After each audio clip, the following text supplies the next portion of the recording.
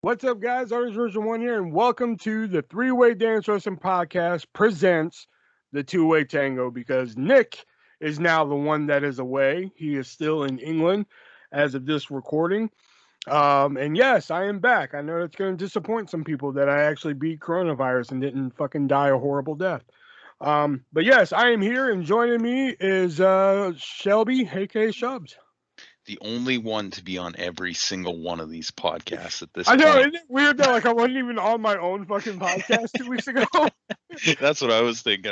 I honestly didn't think we'd end up doing one, but Nick was like, "Yeah, I'm down." I'm like, "All right, if you want to do all the work, then I'll just Just show so, up. I'm I okay know, with just that." so y'all know that the last episode with Shelby and Nick started off as a joke. It was just like, hey, we should do the podcast. And I was like, hey, you two have fun. Ha ha ha. And then Nick was actually the one who was just like, well, if I send the file to Will, and I was like, if you send me that fucking file, it's going to sit there because I'm in bed. You know? And then apparently the file got messed up, and then I had to go through iMovie and all this shit. I actually had to do more work laying in bed than I do sitting at my computer. You know? So, but now it's me and Shelby here, and we got kind of a more structured show than YouTube fucking had. Oh my I don't god, know what the hell you two were doing, but we it got a little was bit more. it was all over the place. I'll say that. It was out there, man. But we got a little bit more structured here. Of course, we're gonna do our news. We're still gonna play our games, believe it or not, 3-word dance, and we're even gonna throw in it came from eBay. We're gonna give Shelby a chance here to bridge the gap that Nick is ahead. I believe he's ahead by 2 points. I believe, even though Nick's not here, but his loss could be Shelby's gain. Hell yeah. Possibly a sports list of the week. We could see how War Games is gonna pan out. Although I think I kind of see how that one's gonna go. And of course, your questions that you left that we did not answer last week. So let's go ahead and hop right into some news. The first thing here, without giving away too much of War Games, Johnny Gargano, Kyle O'Reilly contracts are up, and the word is that Kyle O'Reilly is not resigning, but I have a feeling that Johnny Gargano is working us. Think so? I think so. Because he's like, oh, I'm gonna tell all on Tuesday, and I think that's gonna be his big fucking reveal. Like, I'm here to stay, fuckers. You know. I say he fits 2.0 better than Kyle O'Reilly does, personally. And well, like I've always said, I have nothing against Kyle O'Reilly. I think he's a fine athlete and everything. I just don't see him as the guy. Like when he was put into those main event matches with Finn Balor, I didn't understand why. Yeah. And then I would say that Vince Bruce and fucking Johnny Ace definitely agree with you. Yeah, apparently, yeah. Yeah. I mean, he's a great tag team wrestler. Don't get me wrong. And we'll talk more about tag team later. But like, if you would have came to me and said, "Hey, where would you want to put Kyle O'Reilly on the card?" I'd put him in the upper mid card. Mm-hmm. And he definitely deserves to be at least there. I think. I just think like his legitimacy brings him a little bit higher up. Yeah, he's not as big as like some of them, and he's not always, the more sports entertaining. But that's why I think he might work actually in AEW, especially with Adam Cole and Bobby Fish there. So I think it's pretty much inevitable that he's going to be. Yeah, and given what happened on War Games, doesn't look like Cameron Grimes is going to be following him there, man. So we can do Undisputed Grimes, and doesn't look like that's happening. But I don't know. Time will tell. We have funnier things have happened. Out of 80 releases this year in 2021, I think funnier things have happened in those releases. So maybe Grimes could be on his way. Who knows? Yeah. All right. Does the name Brian Gerwitz ring a bell to you, Shelby? Of course it does. He is going to be releasing a tell-all book about his time as head writer of Raw. He was like early 2000s to like. Yeah, like 2000s? Early 2000s to like whenever, I don't even know when he left. Yeah. That would be interesting.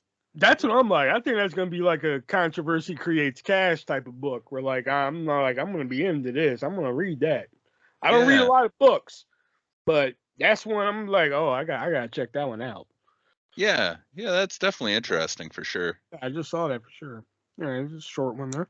Isn't he? Didn't he get in a fight with Paul Heyman once? Was that Brian Gerwitz, or am I thinking of somebody else? Like a slap fight? Who didn't get into a fight with Paul Heyman? Well, that's fair. You know, so he Yeah. possibly did. Yeah. I guess Yeah. we'll find out in the book. Mm-hmm. You know, I'm For sure sure. he'll mention that. Well, Brian Goritz rings a bell. Does the name Freddie Prinze Jr. ring a bell? Yes. Freddie Prinze Not. Jr., actor in I Know What You Did Last Summer, the Scooby Doo movies. Oh, okay. Yeah. And believe it or not, former writer for WWE. No He shit. was once going to be offered the head writer of SmackDown before he decided to give it all up so he could spend more time with his family, his wife being none other than Sarah Michelle Gellar. But recently he's been in the news. He's been giving a lot of interviews, and one thing I found interesting that he pointed out, because considering that Freddie Prinze Jr. used to be a writer for WWE and everything, says currently right now that AEW is the better product over WWE, and that WWE is overwritten. Oh, well.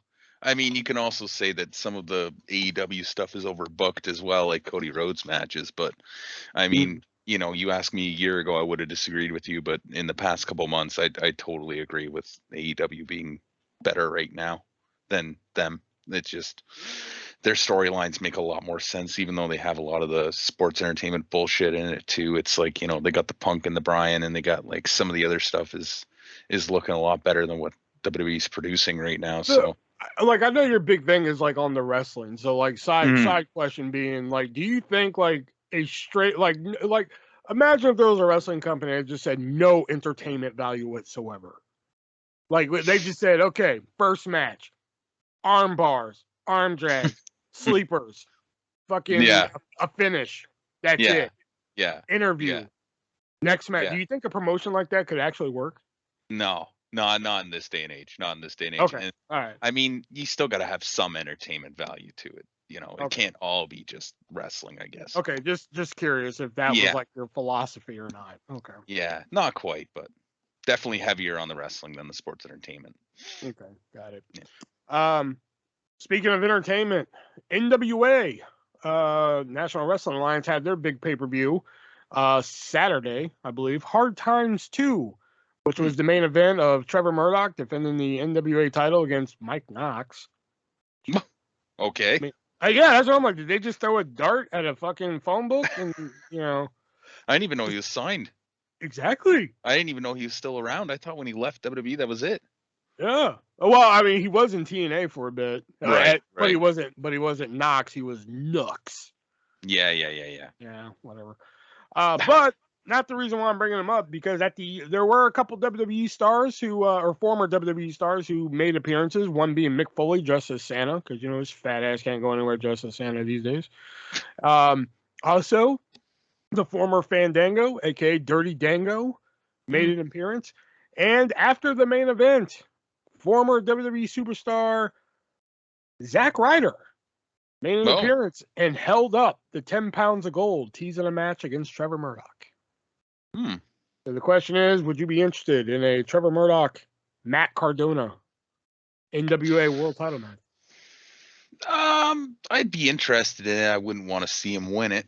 I That was don't that was think. going to be my follow up. Do you want to see Matt Yeah. Cardona as um, NWA World Champion? No, I mean, I want to watch more of the NWA. It's just a lot of the Yeah. times when I put it on, I don't know what it is, but it doesn't entertain me as much as I would think that it does. I was about to say that should be your shit, because Yeah, it's I mainly know. focusing on It what being I was ring. just explaining. Yeah, It's mainly wrestling, it interview. is. It is. Very little Alexa Bliss supernatural bullshit in there. Yeah. Yeah. You know. It feels so small time now that like I'm just like, why am I even watching this? And I've tried. I've watched a little bit of it this past year. Same. I'll throw on I'll throw it on every now and then, but I can't get into it. I'm really Well, having trouble. I haven't watched since pre-pandemic. That's when I was watching NWA, and every now and then they'd have like a good segment or match or something like that. But like, I think ever since Zicky Dice left, I was like, I'm done with this place. Yeah, yeah, yeah. And I watched. They were having some championship series where they were putting legends with current champions, and then there was like teams, and they were having matches within that, and they did a lot of the jokey bullshit that I don't like. So I think that's where I really That kind of sounds disconnected with like it. Mixed Match Challenge, but without the women. Well, there were women in it. Like the way that it worked Okay. was there was 4 teams.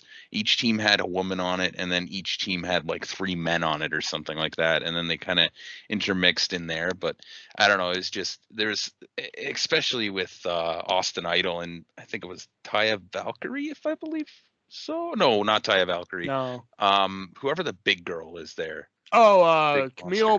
Camille Brick Yes. Shithouse, as I like to call Yes. her. Yeah. Her name is actually Camille Brickhouse, but I always call her Camille Brick Shithouse. She is a brick shithouse, that's for sure. Exactly. You know? But there's a lot of the jokey bullshit there, and I wasn't a big fan of it, so I think that's kind of where I disconnected. But anyways, That's why I asked you. Like, do you think a place like where it's just no sports entertainment value whatsoever could survive? Because I mean, you know, because look at NWA. You know, like even they had like some jokey shit in there. NWA of all places, and even you couldn't sit and watch it. yeah, I know. It depends what it is. There's jokey bullshit where like I feel stupid watching it, and then there's jokey bullshit that like is kind of funny but not really stupid. I guess it's kind of hard to explain, but yeah, the NWA now isn't what it used to be either, right? Oh so, yeah, that's true. Not even close. So, Right. but you know, that sounds like a good match. Okay. And Trevor Murdoch, I mean, you know, I always thought that's one thing I've been reading a lot about Trevor Murdoch ever since he's won the NWA title. Is that like he looks like somebody who would be the NWA champion. Yeah, Which I'm just like Nick Aldis Aldis. didn't. Well, I was gonna say because Nick Aldis did too, right? Nick Aldis even maybe more so, but yeah, I'd agree with that statement for sure. Okay. And a little bit of sad news here for us physical media people here. WWE to stop producing DVDs and Blu-rays. Really? Yeah, apparently Survivor Series is going to be the last DVD that they produce, and then after that, no more. I imagine a lot of their sales have gone down on it, right? Now with it used to be very profitable. Yeah. But ever since the network, that division has seen a dramatic change. But the way, you know, because like I was trying to sell some WWE DVDs the other day on the group sales that I do on Facebook. With that's another comment that was left. Yeah, apparently this whole podcast is just me whining about my personal problems, which I don't know what podcasts they're listening to, but okay, whatever. But they're just like, well, I don't need DVDs because I have the network. I'm just like, see, that's the problem though. Like here's a perfect example. Like, you know, it's going way off the track here, but Netflix, one of their first originals that they ever did, a lot of people think like, oh, it was Lilyhammer and stuff. No, one of the first originals they ever did was a stand-up special with director John Waters. And it was just him talking to a crowd and such, like kind of like a stand-up special. And that was the first Netflix original. It was under Red Envelope Entertainment. And my point of telling you this is because that was on Netflix for eons, and not even that's on Netflix anymore. And that was a Netflix original.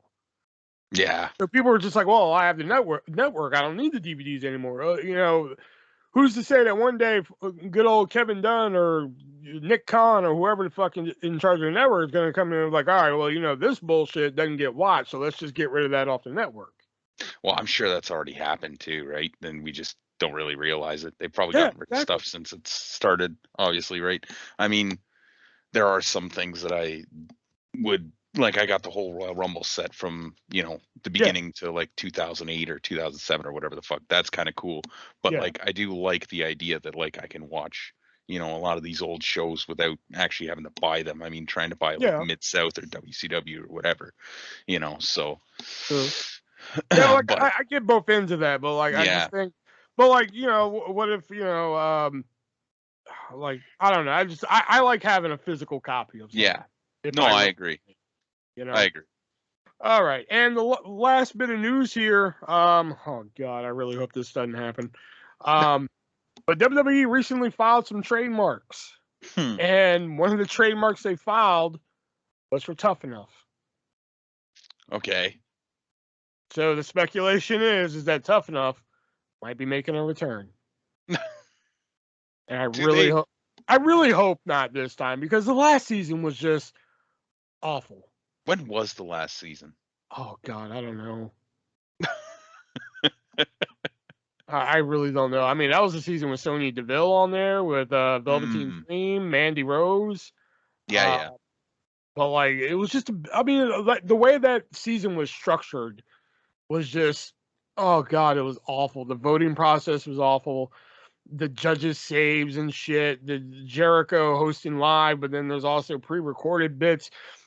Awful. Like the Stone Cold season that was on before that was great, but like the other point is, how many of the Tough Enough winners have been successful? I guess it depends on what you define as success. I mean, not everybody can be world champion, right? Exactly. But I mean, Mandy Rose, from the research that I've done, Mandy Rose apparently is the only person on Tough Enough, woman, that ever made the main cast of Tough Enough. Because I guess you could throw Melina in there, but she never really made the main cast. But Mandy Rose is the only woman in any season of Tough Enough to ever win a title. Wow. Yeah. Wow. That's crazy. So, I mean, that should tell you something about like how good Tough Enough has been. And what they do, like 6 seasons? Oh, I don't remember, but that's probably right. In the season Steve Austin hosted, which was a good season. I will admit it's a good season. That guy killed his career in like, I think he killed it in like one tweet, I think. You know? I think he said something like, he said something, I know it killed him. You know, but like my point is that like, has it ever really been successful? I mean, Maven was kind of getting up there, but then it looks like they kind of gave up on him. Nydia never really got over. Miss Jackie kind of got over, but like in a different way.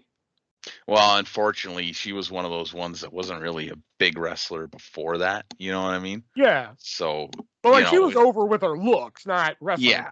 You know? Yeah. John Morrison, I guess, was somewhat successful, and Matt Cappotelli would have been successful if it wasn't for his brain cancer. That was unfortunate. But yeah. John Morrison, I mean, he was successful in other places too, right? That was kind of his foot door into the industry in general. Yeah. Daniel Puder was, another one. Oh Lord.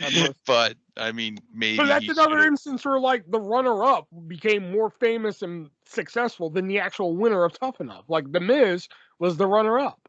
Yeah. And look at The Miz's career. You know, my whole point is just like, I like the early seasons of Tough Enough. I used to enjoy watching it as a teenager and such like that. But like now, it's just like, don't do it, because whoever wins it, you're more likely going to shove them down in pre-NXT, not even NXT. You're going to shove them in pre-NXT. Yeah. They'll fart the wrong way or something, and then that's going to kill them. And then you did a whole season of television for nothing. Well, first off, do they need another show? I don't think so. Second off, couldn't they just do Tough Enough as like a special on NXT? Like you bring out these people and you're like, wow, this is going to be the next NXT superstar or whatever, instead of having like a whole show dedicated to it. Yeah, but if you do that on NXT, you know how people are going to bombard that with like, oh, this is just like main roster bullshit now. Or like the original NXT. You know? Yeah, exactly. See, and that's one thing I wanted to mention. Like, people, they're like, the main event for War Games was Black and Gold versus 2.0. I'm just like, technically this would be 3.0. How so? Oh, there was the game show. Version. Then you had Black and Gold. Now you have quote unquote 2.0, but it's actually like the third iteration of NXT. I think they want you to forget about the first. I know, yeah, they want you to forget about that game show shit. Yeah, because the way it ended is just the last couple seasons sucked. Last couple. Wow. Like, at least the first season was like actually decent. Mm-hmm. The wrong person won. Like I stand firm that David Otunga should have won, but whatever. Yeah. But like the second season, I was just like, okay, Third season, I was just like, the women's season, I was like, okay, they're gonna do something different. This is gonna be cool. No. Yeah, women's wrestling didn't matter at all at that point. Redemption, they just you could, if you ever watch Redemption from beginning to like not even end, but you could see the moment where they just say fuck it. Yeah. But my point is, don't bring back Tough Enough. No. All right. So that was the news I picked out for this week here. That And now took, we're gonna. I swear to God, a quarter of the time the news took when Nick and I did it. I We went know. up for like an hour and a half. I know, right? Your whole show was just news. Pretty much. God Like, fuck bless you, Survivor Nick. Series. We miss you. Which I will say, I want to mention one match from Survivor Series that I give 6-star rating to, and that Is was it the first one? Becky and Charlotte. Yeah, Becky and Charlotte only because of Becky's outfit. I kind of figured you'd say that. 6-star right there. All right. So let's get on to our games here, believe it or not. Both of our games here. It came from eBay and the 3-word dance. Nick isn't here to play the 3-word dance. So let's see. Yeah. Oh, no. You're up by 1. So you have a chance to tie the game here. So here's how we're going to do it. I'm going to give you an item. Okay. And then you're going to give me a price, but you're going to have to come within like a range. So like, for instance, if the price is $20 and I say you have to be within $5 of the price. Right. Okay. So you can be over, but you can't be over by more than $5 and so forth. Makes sense. If you get 2 out of 3, I'll give you a point for the whole game. You'll tie with Nick. Okay. Ooh. Okay. All right. So the first item here is a WWE Christmas tree skirt. This is one of those skirts you put around your Christmas tree so the needles and shit fall on it when it starts dying and shit. It has pictures of various WWE superstars on there. So for this one, again, I'm gonna need you to be within at least $5 of the price of this item from eBay. What year? The Christmas tree skirt. Oh damn! You're saying WWE, so I'm assuming like post 2000. I believe, because I think this one has the. Oh god, I didn't get the year on it. Or post. I think it has Roman Reigns and shit on there. So. Oh, so it's pretty recent. Pretty recent, yeah. I'm gonna need you to be within at least $5. You can be over, but you can't be over by more than $5. I don't even know what like a normal Christmas tree skirt costs. Oof. $20. Oh, sorry, I can't give that to you. Ah. It's actually going for $29.99. Oh, I wasn't even that far. Damn. Yeah, you went that far off. So you have to get the next 2 right if you at least want to get a point here. All right. So I'm gonna give you another common one, then we'll do an ass blaster here. Okay, this one I will give you a $10 range. This is a 1991 sealed Hulk Hogan wristwatch. WWF Hulk Hogan wristwatch, Titan Sports branded. Has, good old Hulkster on there on the watch and everything, but it's still sealed. So how much is the 1991 sealed Hulk Hogan wristwatch going for on eBay? Within $10. Within $10. Oof. Sealed 91. $75. Oh, sorry. God damn. It's actually going for $50. Oh, that was gonna be my first $50. guess. Fuck.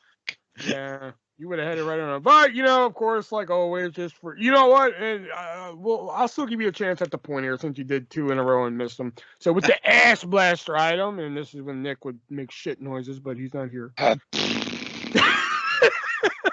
There we go. I did it for you, Nick. There you go.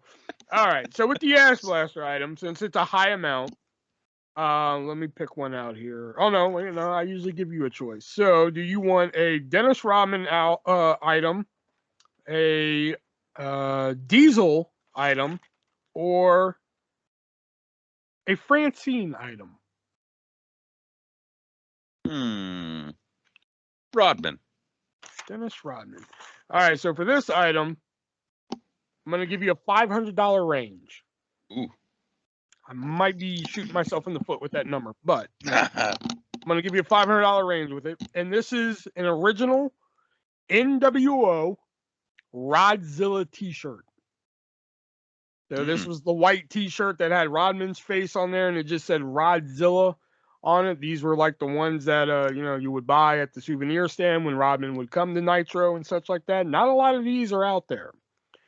So for your point and to tie the game with Nick, because then it'd be. Oh no, I lied. I'm sorry. You'd be one behind Nick. I'm sorry. I just looked at the score again, and you'd be one behind Nick. So you at least bridge the gap a little bit. So how much is the NWO Rodzilla shirt going for? And you know what? Just for shiggles, if somehow you hit the exact number, I'll give you 2 points.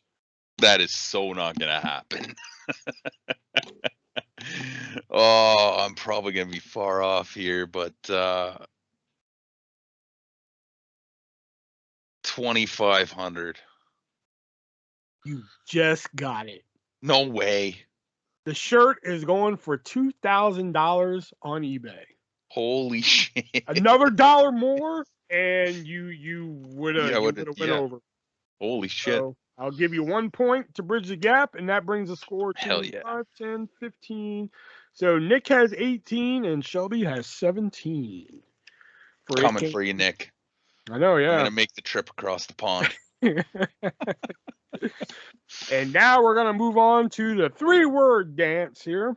Hell yeah! I don't know how many did you come up with? I got 3. You got 3. Okay, so yeah. All right. So again, Nick is like ahead of us by like fucking so many goddamn points. So this gives us a chance to like bridge the gap here some. So let's go with. Okay. So here's the first one here, and that is. Your 3 words are machine, mission, and night, as in KNIGHT.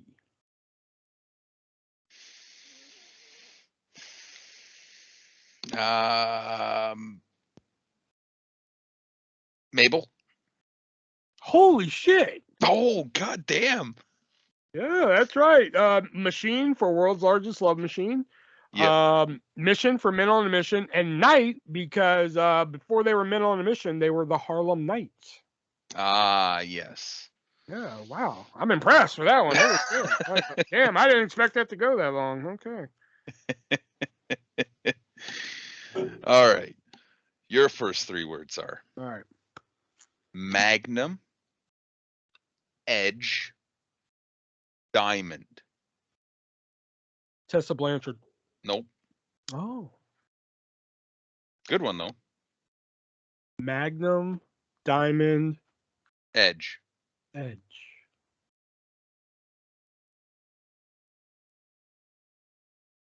Magnum, Diamond, Edge. Is it Tully Blanchard? Nope. Okay. Fuck. Give me a hint. I think you're gonna get it with this one. Survey says. Survey says. What the fuck? So Diamond, Edge, Magnum.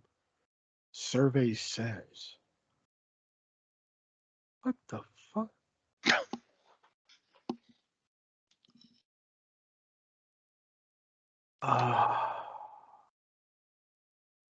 Focus a little bit more on Edge and Diamond. Edge and Diamond. Right. Yeah. Magnum, you might not know as much. Well, like the only thing I can think of when it comes to Magnum is Magnum TA. No. That's how I got to Tessa Blanchard. Yeah.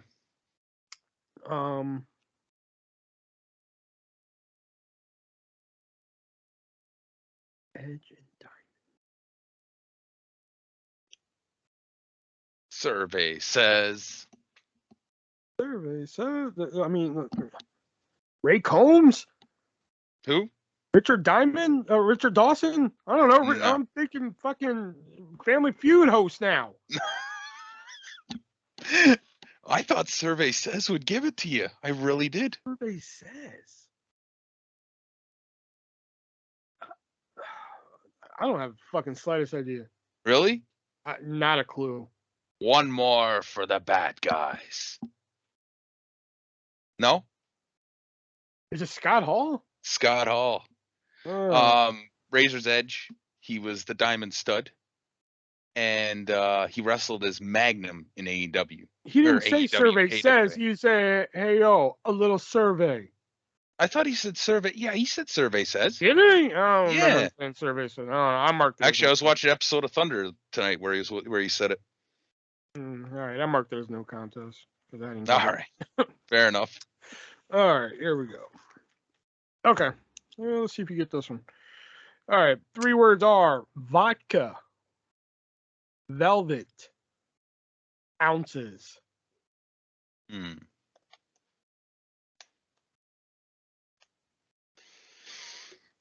Vodka, velvet, and ounces.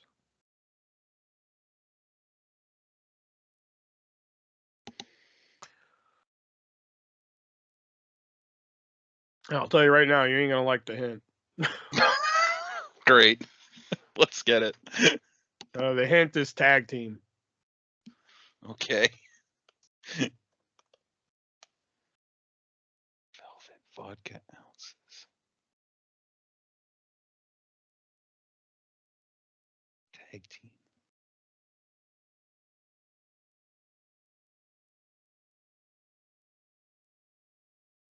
Oh man.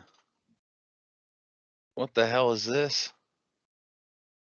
Vodka velvet ounces tag team. Fuck.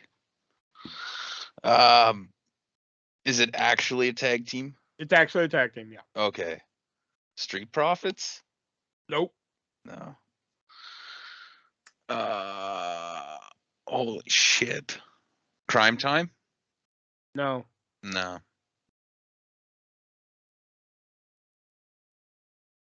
Fuck, I got nothing, buddy. All right. Vodka, velvet, ounces, tag team, private party. Oh my god, I was trying to think of who the other tag team in AEW was. Coming to the ring, weighing in at 24 ounces of vodka cranberry from behind the velvet rope. Oh my god. God damn. That was a good one. Yeah. That was a good one. All right. Next 3 words are, and I think I've done this person before, but these are different words. So okay. American, Canadian, what? Unified. Jericho. Yep. Yeah, he has both American and Canadian citizenships, and he was the first ever unified yeah. Yeah.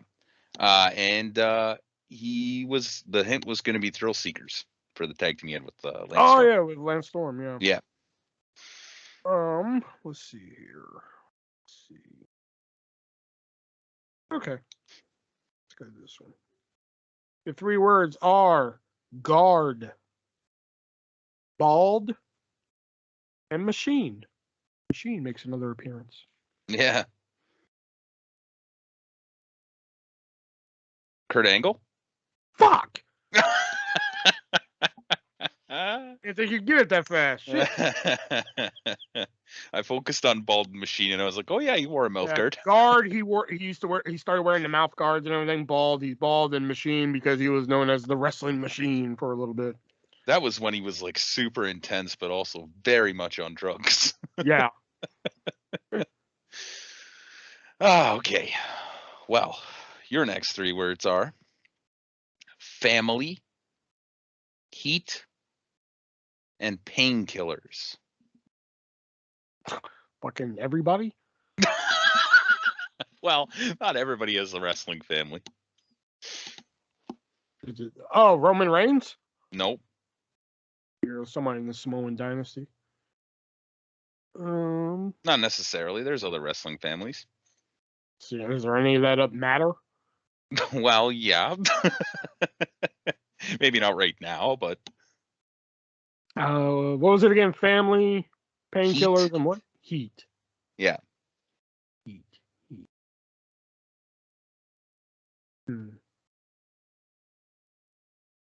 Family, painkillers. I don't know. Give me a hint. Liar. Liar? Yeah. Yeah, that helped.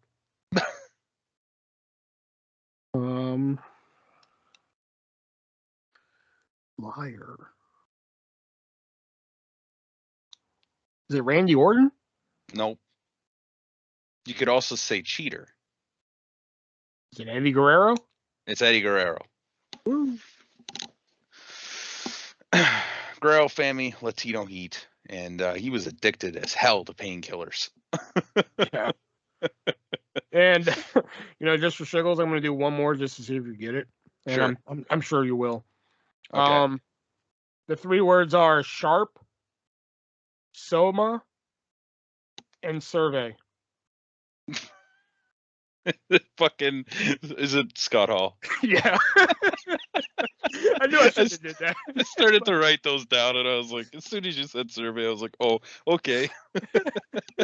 All right, so that leaves the final score with Nick not being here. So that leaves me with 5, 10, 15, 20, 25, 30, 33. Shelby with 5, 10, 15, 20, 25, 30, 34, because I pretty much gave him Scott Hall. Hell yeah. And then 5, 10, 15, 20, 25, 30, 35, 41 with Nick. And then no contest has 5, 10, 15, 20, 25, 30, 31. So we're all ahead of no contest. Yeah. At least, yes. That's all what right. matters. Yeah. So those were our games this week, and now we are going to talk about NXT's recent offering, that being War Games. But before we talk about War Games, we got to give a shout out to one of our sponsors here, that being HardToFindTV.com, and no longer their sister site, FanMadeDVD.com, because now it is all condensed back into HardToFindTV.com.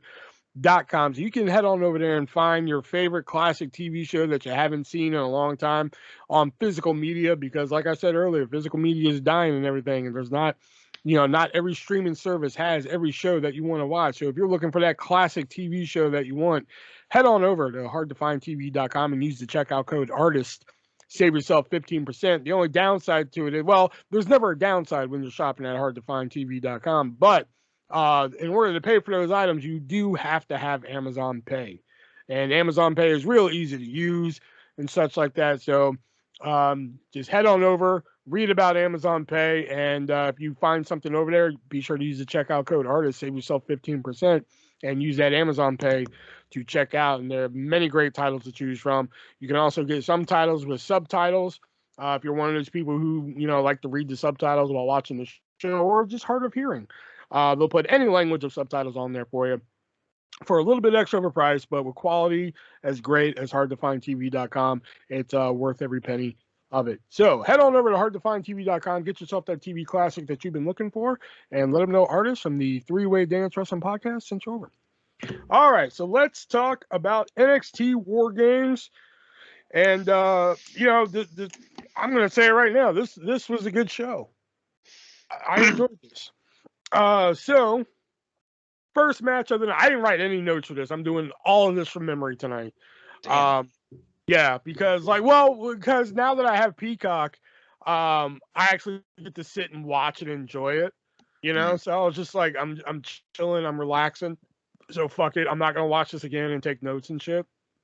So usually I have, like, when I say like, ooh, I like this and I like that, usually it's because it's written down. So everything here is going to come from memory tonight. All right, so the first match of the evening is a War Games match. War Games. Of course. For the women. And it is Raquel Gonzalez, Cora Jade, Kaylee Ray, and who am I missing? Io Shirai taking on the team of Toxic Attraction, Mandy Rose, JC Jane, and Gigi Dolan, and the Psycho herself, Dakota Kai. Kaylee Ray and Dakota Kai started off, which I thought was a good choice to start it off, which I thought was pretty good. Gigi Dolan, really over with the NXT crowd. I didn't see that one coming. Cora Jade seemed pretty over, too, with the NXT crowd. Well, I don't think she was over until she did her big move. They were chanting, "You can't skate" at her. You can't skate. You can't skate. Which I was just like, oh, you poor thing. Yeah, no shit. But then she won him back with her big move. But I'm sure Shelby loved this right here. But as everybody came into the ring, everybody grabbed something from underneath the ring. They certainly did. There was trash cans, canes, baseball bats. They didn't put tables in here, did they? I don't think so. Oh yeah, they did, because Cora Jade's big spot was a table spot. Oh yeah, right. Which I will admit, I did like the fucking thing where she did the big table spot, and she sold her shoulder, and the medics came in, and Io was just like, I got this. She fucking pulled a Mr. Miyagi and was like, I got this, and closes the door and then acts like she pops her shoulder back in place. I did like that spot. Okay. You didn't like anything about this fucking match, did you? I can already hear it in your fucking... I can hear it now. I'm trying to win some of this match over here, but I can already tell in your fucking voice you hated every second of this. I skipped so much of this match. Oh my god, dude. I understand it's not like... I understand it's all weapon heavy and everything, and I understand that you can do a War Games match without weapons. Mm-hmm. I understand that. It's been done. I mean, there's some great War Games matches without weapons. But, like, it's WWE, man. Like, what the fuck were you going to expect? Did you expect anything less? No, it's exactly what I expected, and that's the problem. You have to admit, the shoulder pop-in thing was cool. I don't think I actually saw that. I'm sorry. Oh my god! By the time I was wondering why you said like that's 15 minutes of my life I'll never get back. I'm like, what? And you're like, the women's work match, and I'm like, wasn't it longer than 15 minutes? Oh, it was. It was. I don't even know if I watched 15 minutes. By the time the fourth or fifth girl came to the ring, and by the time I think was Cora the first girl in from the cage.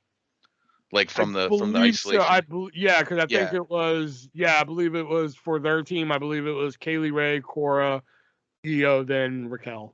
So she came. So first off, Kaylee Ray came in with a baseball bat, and I'm like, okay, yeah, sure, whatever, right? Mm-hmm. And Dakota Kai came in, and then immediately went under the ring and grabbed like, what was it, like 4 or 5 fucking kendo sticks. Yeah. And brought them in and tried to set them up across the ropes, and they kept falling down because they're not fucking long enough to lay across the ropes properly. And then Cora came in and grabbed her skateboard, and I'm like, well, at least that's her gimmick. It kind of makes sense. But then every time somebody came to the ring, it was go underneath the ring, grab a weapon, go in the ring. I'm like, oh, this just, it's not what War Games is supposed to be, in my opinion. It's a lot of the same garbage wrestling crap you see anywhere. AEW does it, Impact does it, JCW obviously does it, the mud shows do it. It doesn't do it for me. It really doesn't. Just hitting each other with weapons. And I understand I didn't see a lot of this match. Did they use the cage like at all in this match? Yeah. Okay, because I didn't see a cage. I didn't see a cage spot in the like 30 seconds. Oh yeah. They use a cage, yeah. Yeah, I like Cora Jade. She's kind of cool. She's like a skater girl version of Darby Allin. Mm-hmm. I think she could be, and she's only like 20 years old. Holy fuck! She's the youngest person to ever compete in a War Games match. That's pretty impressive in itself, I suppose. Yeah, it's just not my thing. It's not what I'm into. That's what I'm getting from this. That the only thing you liked from this was Cora Jade. Pretty much. Don't get me wrong. I like Dakota Kai. I like Kaylee Ray. Toxic Attraction just looks like Bruce Pritchard and Vince McMahon were like, we need tits. So, well, I mean, Gigi Dolan does have some sweet titties. I'm not going to lie. And you're not wrong. But it's not really, it didn't do it for me. It didn't do it for me. I mean, I did like one. I mean, I was surprised. I don't know if you saw the ending, but I was surprised by the ending where, they're selling Cora Jade's shoulder the whole time ever since, it was quote unquote popped back into place. And then Raquel hits the Chunquita bomb, whatever the fuck it's called, whatever. And then everybody's down, and then Cora's just like, oh yeah, maybe I should pin somebody. And then she pins and actually gets to win. That one, I was just like, okay. That I didn't see coming. That I did see that, and I'm glad that she got the pin. It just seemed kind of flat because there was so much going on, and then all of a sudden the pin happens, and it's like, okay. It just came out of nowhere. You would expect with these War Games and like the weapons and shit that they bring in, you would expect like something bigger to end the match. If you're gonna have all these weapons and you're gonna have all these tables and stuff, at least have them come into the finish instead of like, and I know it kind of did, but just have her fucking pin her. It's like, okay. And not to mention that I still think that the old school way of War Games with either submission or or just giving submission or just giving up or whatever. Is better, but I mean that's that didn't offend me too much. I mean, this is just WWE. Yeah, I will admit the pinfall thing is a little like okay, it's a little WWE-ish. Mm-hmm. It's their way. I think it's their way of like booking themselves out of a box, I guess. Yeah.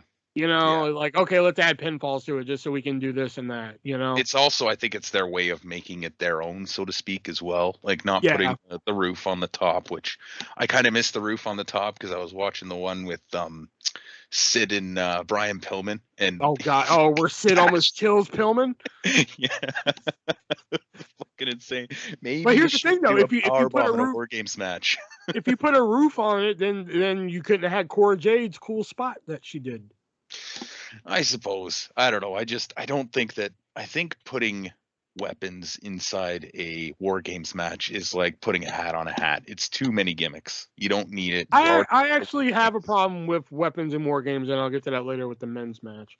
So, all right, coming up next was the NXT Tag Team Championship, which was Imperium taking on Von Wagner. I forgot to pull up the results so I can follow along here.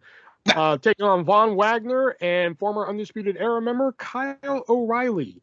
Now, I will say before this match, I really could have gave a shit less about Imperium. I really never cared about him that much. I never really paid that much attention to him. And this was kind of like Undisputed Era versus Danny Burch and Oney Lorcan. Really didn't care that much for Oney Lorcan and Danny Burch until I fucking saw that match. And then I was like, wow, these guys can actually really go. And that's how I felt about Imperium. Like, I mean, like that Fabian Eichner, man, he was doing shit that I was just like, whoa, He's man. pretty impressive, I will say. Yeah, he was the moonsault was really cool. He did the moonsault. He did that springboard to the outside where he almost, killed himself, but still. Yeah. But I will say, believe it or not, this was my favorite match of the night. This was a 6-star fucking match. I didn't hate it, but I didn't feel like there was much working in it. It was a lot of them doing moves to each other at 100 miles an hour. Mm-hmm. I've seen better O'Reilly matches and I've seen better Imperium matches. It's the first I've seen of Wagner, so I got to believe that that's part of him. And I wasn't big on him during the match. I saw that fucking turd coming a mile away, though. Oh yeah, who didn't? Yeah, that was like so impossible not to see. And I'm not really looking forward to O'Reilly versus Wagner, but we might not get it anyways, by the sounds of it. So I don't know. Not the greatest Kyle O'Reilly. Really? I've seen. I thought this match was incredible, man. I was looking forward to this match, I will say, because I thought it'd be a great match, but to me, it didn't hit home. Because I'm a big fan of like I wouldn't say false finishes in this match, but like there was a couple, when you can get me to think like, oh, this match is over, and then like someone kicks out or someone breaks a pin, and it shocks me. That's when you start getting me going. And there was a couple times where they did that. I think like a couple times O'Reilly had submissions on, and I was like, oh, this is it. Or like when he had the armbar on, then all of a sudden Eichner comes out of fucking nowhere, the moonsault. Yeah, that was pretty insane. Gets up, runs up the turnbuckle, then jumps on Wagner on the outside. I mean, again, he almost killed himself, but still looked fucking cool. Yeah, no, for sure. It did. This was incredible. I thought this was like the best match of the night. Fair enough. Which I mean that's rare coming from me because I bet going into this if I wouldn't have said one of my favorite matches wasn't the War Games match, you would have probably thought one of my favorite matches was the War Games match. I would have guessed that your favorite match would have been the War Games match. Yeah, 100%. But this was just incredible. Like I said, I never really paid that much attention to Eichner and what's his name, Barthel, whatever his name is. Didn't really care for him, But like this match really was especially Fabian Eichner. That's the guy that really impressed me. Fucking Hart, I could really give a shit about his partner, but Eichner's the one that really, really got me. Yeah. But then afterwards, like you said, Wagner tries to turn on him, but Kyle sees it coming. He's been there, throws up the undisputed sign, gives a little bit of DX, and Then we have a cage match for. I was surprised that they had O'Reilly see it though. I thought that Wagner would have just beat the piss out of him. And if O'Reilly's leaving and Wagner's going to be like your next star, I think that probably would have been the better way to go. But I mean, hey, we'll see what happens. Well, speaking of surprising outcomes, hair versus hair match.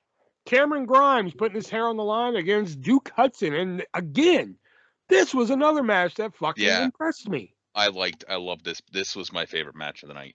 Really? Yeah.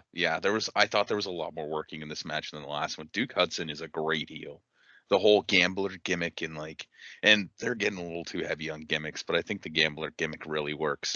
And I didn't really want to see Cameron Grimes lose his hair, but I think it would have been cool to see. But yeah, they did a lot of like. He could have cut his hair, and he could have been the new Bobby Fish. Oh my god. I honestly thought they'd cut his hair just because Vince didn't like it. That's where I thought they were going with this whole storyline. Then when when Duke was fighting back when he was about to go to the chair, I was like, here comes the turn. They're gonna get Cameron in the chair, but no, they still cut his fucking hair. I was like, okay, I don't know where they're going with this one. Yeah, it was quite odd. It was a great match. I mean, like, simple shit, like the Grimes at a high cross body from the top, and I was just like, wow, this is pretty good. A lot of simple shit in this match, but it all worked really well. Yeah, and I didn't write down any notes. I really wish I would have wrote down notes for this one, but this match right here, I'd probably put it in the top 3 best matches of the night. Yeah. Again, I think this was my favorite match for sure. Oh yeah, really good. But I was just really surprised by the outcome. I really didn't see Grimes going. Yeah, I agree. I thought going into this match, I was like, okay, this is a Duke Hudson win written all over it here. Yeah. But yeah, Duke Hudson gets some of his hair cut off, and hey, and the curse is finally broken. What usually happens when we say a hair versus hair match? They go to shave somebody, and the clippers don't work. The clippers actually work this time. Well, they did. They weren't cutting a shit ton of hair at once either. His hair's pretty short, so. Yeah, that's true too. All right, and then that was something I wanted to mention here because like throughout the whole night we got like a vignette for like everybody on the NXT roster. Oh, those were fucking brutal. Oh god, and like I like some of the guys that they show. Like I like the Inkman Jiro guy, but like. The first one was like, hey, look at all my jackets. Like, hey, that's pretty cool. And the next one was just like, I'm going to go take a shit. And I'm like, huh? Yeah, I'm going to eat a bunch of, like, stupid food that no athlete would actually eat at once, and then I'm going to go take a shit. Okay. Yeah. Sure. I was just like, okay. Like, that's a weird way to go, but okay. I was interested in the hillbilly. I don't know if they're hillbillies, but the tag team. Oh, yeah, Briggs and, I forgot the guy's name. Briggs and something. Let me see if it says it here. Because video package, Lopez. No, doesn't say.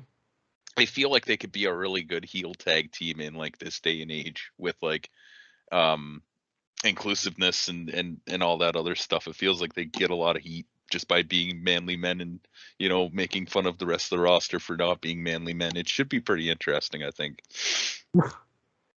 Wow, they mentioned every vignette except for that one because it has seriously the Boa vignette, Tiffany Stratton coming soon, which I mean to me it just looks like Paris Hilton, the wrestler.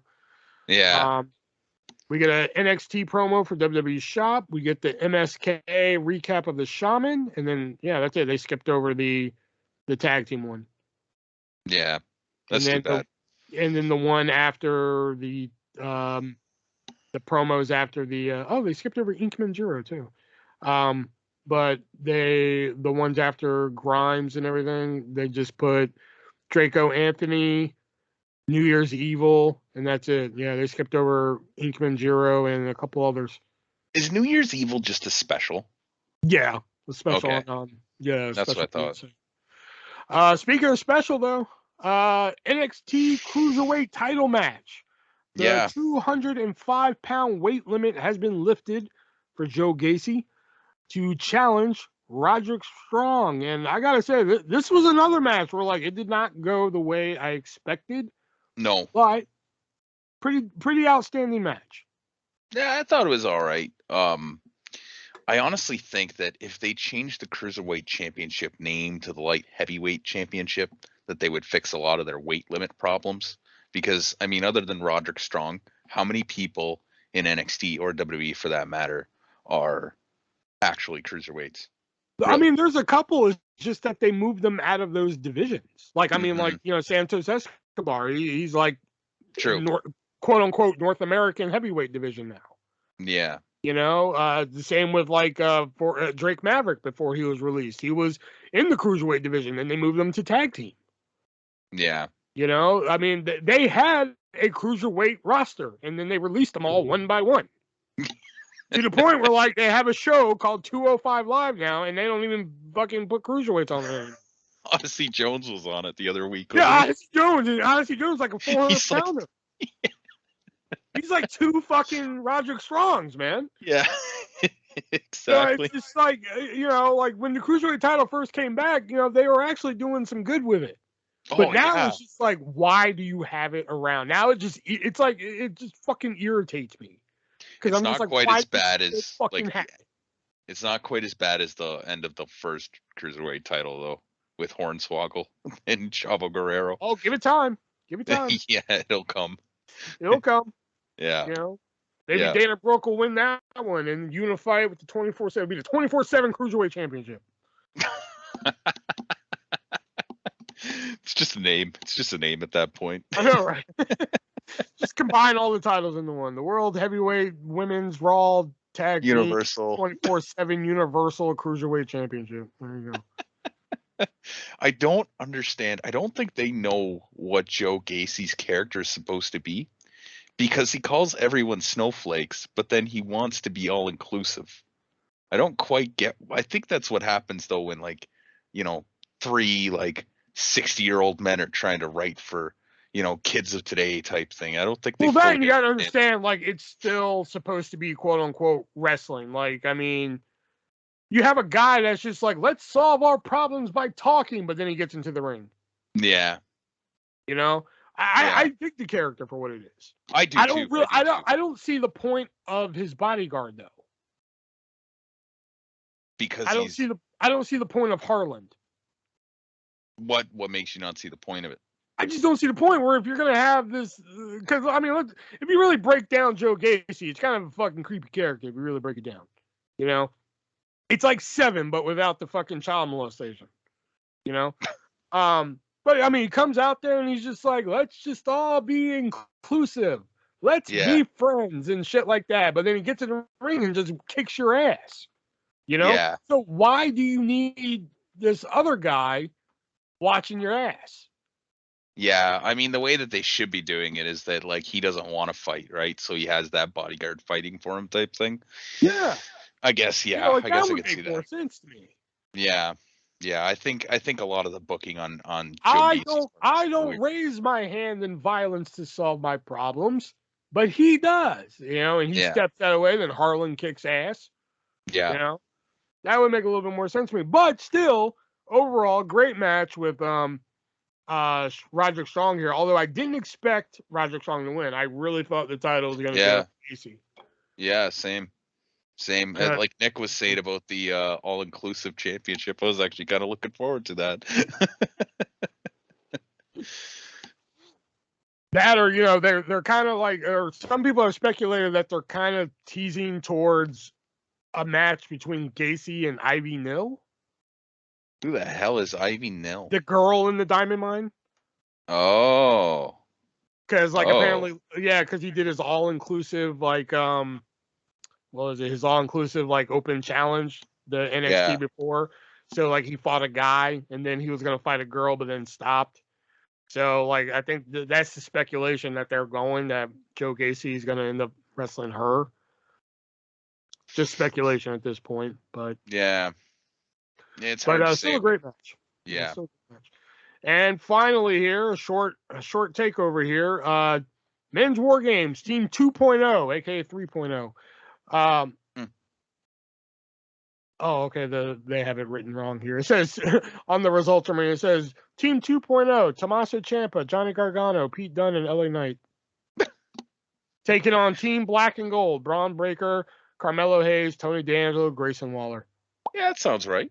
Yeah. Let's switch those two names there. So it's actually Team Black and Gold of the NXT champion, Tommaso Ciampa, Johnny Gargano, Pete Dunne, and L.A. Knight, which before we even talk about the match, I gotta say that like I expected ever since the promo from last Tuesday from L.A. Knight, I expected fuckery. I was like, L.A. Knight is gonna fuck them so hard somehow. That's all I kept saying. I was like, he's gonna fuck him. I don't know how he's gonna do it. I don't know when it's gonna come in that match, but he's gonna fuck them over in this match. But it didn't happen. No, and that would have made a little bit of sense. I mean, one of my biggest gripes with this was the fact that they were mixing baby faces and heels on both sides. It's like the Survivor Series matches. It takes me out of it. It doesn't make any sense. I get why the Survivor they did Series would at least like make sense because it's like, oh, we're part of the same brand. Yeah. Whereas this is just they're fighting for arbitrary brands. Yeah, because Black and Gold isn't a thing anymore. Exactly. We all know that. Yeah. But I wrote down that I predict that all the Black and Gold guys are gone by the end of next year. I said all of them are gone except for LA Knight. Do you think LA Knight will kick around, eh? I think he'll stick around. Yeah, fair enough. He is like they were one of them. I will say this though, going back to the weapons thing we were talking about earlier in the women's match, all the way up until Tony D'Angelo, forget about it. All the way up until he came out, there was no weapon use in this match except for the cage. They brought in a steel chair before that, wasn't it? Okay, but they only use it for one swing. Yeah. Okay, my point is that like I was actually enjoying the match a lot, and then Tony D'Angelo comes out and fucking they pull out fucking everything. Yeah, a fucking kendo stick, like 9 tables, fucking garbage cans, and all this shit, and I was just like, y'all were doing just fine without this shit. Yeah, you like I was really enjoying it, which is really rare for me. Usually I'm like, yeah, more weapons the better. Fucking bring them in and shit. But like once Tony D'Angelo brought out like 97 weapons, I was just like, what? And don't get me wrong, some of the weapon usage was great. I mean, like LA Knight almost killing Grayson Waller because another inch and Grayson Waller wouldn't have made that fucking rotation. He would have went neck first to that table. Yeah. Because like when I watched that, I almost jumped out of my fucking bed because I was like, oh my god, I almost just witnessed a murder.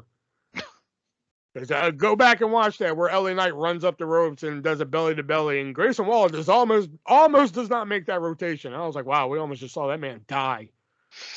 Yeah. But like some of the weapons were fine in it. It was just the point that like I was enjoying it a lot until like Tony D'Angelo came out and pulled out fucking everything. At least it wasn't like the women's match where like I would have preferred it to be the women's match where like, okay, here comes Breaker. He's going to pull out a weapon. Okay, here comes the next guy. He's going to pull out. I would have preferred it to be that way than Tony D'Angelo pulling out fucking the entire Home Depot department out from under the ring. Yeah, I don't know. I just didn't. I enjoyed it more, like you said, when they were just doing the grabs. In the middle of the ring. They didn't need the weapons. The weapons already came out earlier.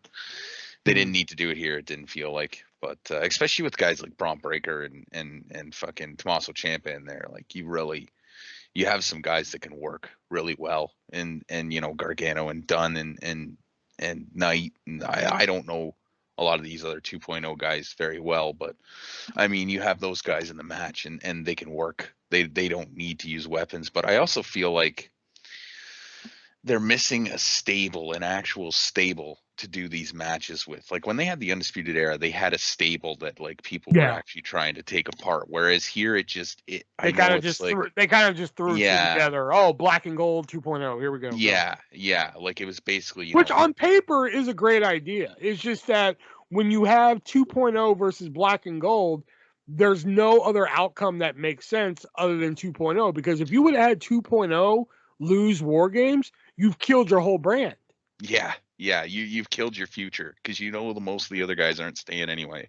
So and that was the only problem I had with the match because I was just like a part of me was like Black and Gold could pull this out. But I'm like if they do win, the whole rebranding of NXT to NXT 2.0, everything is for nothing because then you've killed your entire 2.0 brand. Because then you're pretty much saying that, like, okay, well, 2.0 is stupid compared to Black and Gold. Yeah. So no other outcome made sense but 2.0 winning, as much as we all wanted Black and Gold to win.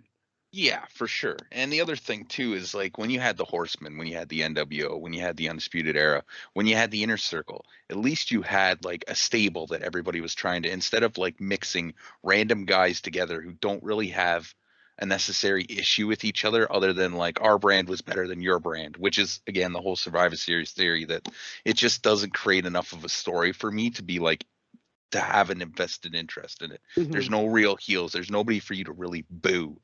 They're just guys going out there doing a match. Like I did like Gargano coming out with the old theme though. That was just nostalgia, you know. Like that was kind of cool. Yeah, that was good. One thing that didn't make sense was Tony D'Angelo pulling out Pete Dunne's mouth guard just to give him a spinning neck breaker with a crowbar. Didn't make any sense to me. I mean, I guess without the mouth guard in, it might hurt his teeth more, I guess. But yeah, at first I thought he was. No, you're telling me without a mouth guard in my mouth, a neck breaker is going to hurt more. Yes. Please shut up. I thought at first he was pulling a tooth out, and I'm that's like, what I thought he was going with it. I was like, oh, that's pretty cool. He's gonna pull out a fucking tooth. That's gonna be nice. But then he pulls out the mouth guard, which I'm like, okay, he pulls out the mouth guard, and then he hooks the fucking crowbar, does a spinning neck breaker, and I'm like, that's like fucking Sheamus doing that backbreaker knee on the steps. It doesn't make any goddamn sense. You know, like it didn't make any sense to me. Of course, Grayson Waller doing the elbow onto what's his name, LA Knight. Waller was like, does Waller just seem like Logan Paul the wrestler to you? How so? His whole gimmick is like social media. Like, I want to go viral. I want to be on this. And then on top of all that, he wears boxing shorts as his wrestling gear. Logan Paul went from being a social media star to a boxer. Yeah. You know, I was just like, he's fucking Logan Paul, the wrestler. That would actually make sense with all the stuff they've done with Logan Paul. You know, I could see that being like the whole thing behind it. I did, as much as I don't enjoy like a lot of table spots and stuff, his two there where he got, what was it, the belly to belly where he almost broke his neck or whatever. Yeah. And then the elbow drop, they were cool spots. I will say the visual on those were pretty good. Yeah, it was a great visual, but like I said, I was like, wow, I just almost watched Grayson Waller die. It was like, oh my god, when I saw him do that flip, I was like, holy shit. Oh, okay, he made it. Oh fuck, because I was like, he's about to die. Yeah. That spear too by fucking Breaker, that came out of fucking nowhere. I didn't see that at all. Really, I saw it coming a mile away. Did you? Yeah. Oh yeah. Fuck. Once he hooked the fairy tale ending, I was like, oh, but he's going through that table. Yeah, that's a good point. Actually, that's a good point.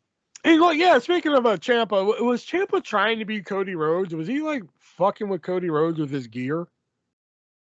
How so? I didn't notice. Ciampa was wearing like the long tights, like you know, like Cody Rhodes wears. Plus, he was wearing a weight belt that said Mr. NXT. Oh shit! I didn't even notice that. Yeah, I was just like, man, I'm getting like real Cody Rhodes vibes from his fucking gear here. It was really weird. Now, and again, going back to like the women's match, saying that like, okay, they brought out like everything under the ring and shit, and then the finish was that, you know, Raquel Gonzalez is going to the Chincola bomb, whatever, and then Cora's just like, oh, no one else is up, I should pin him, and she pins and wins.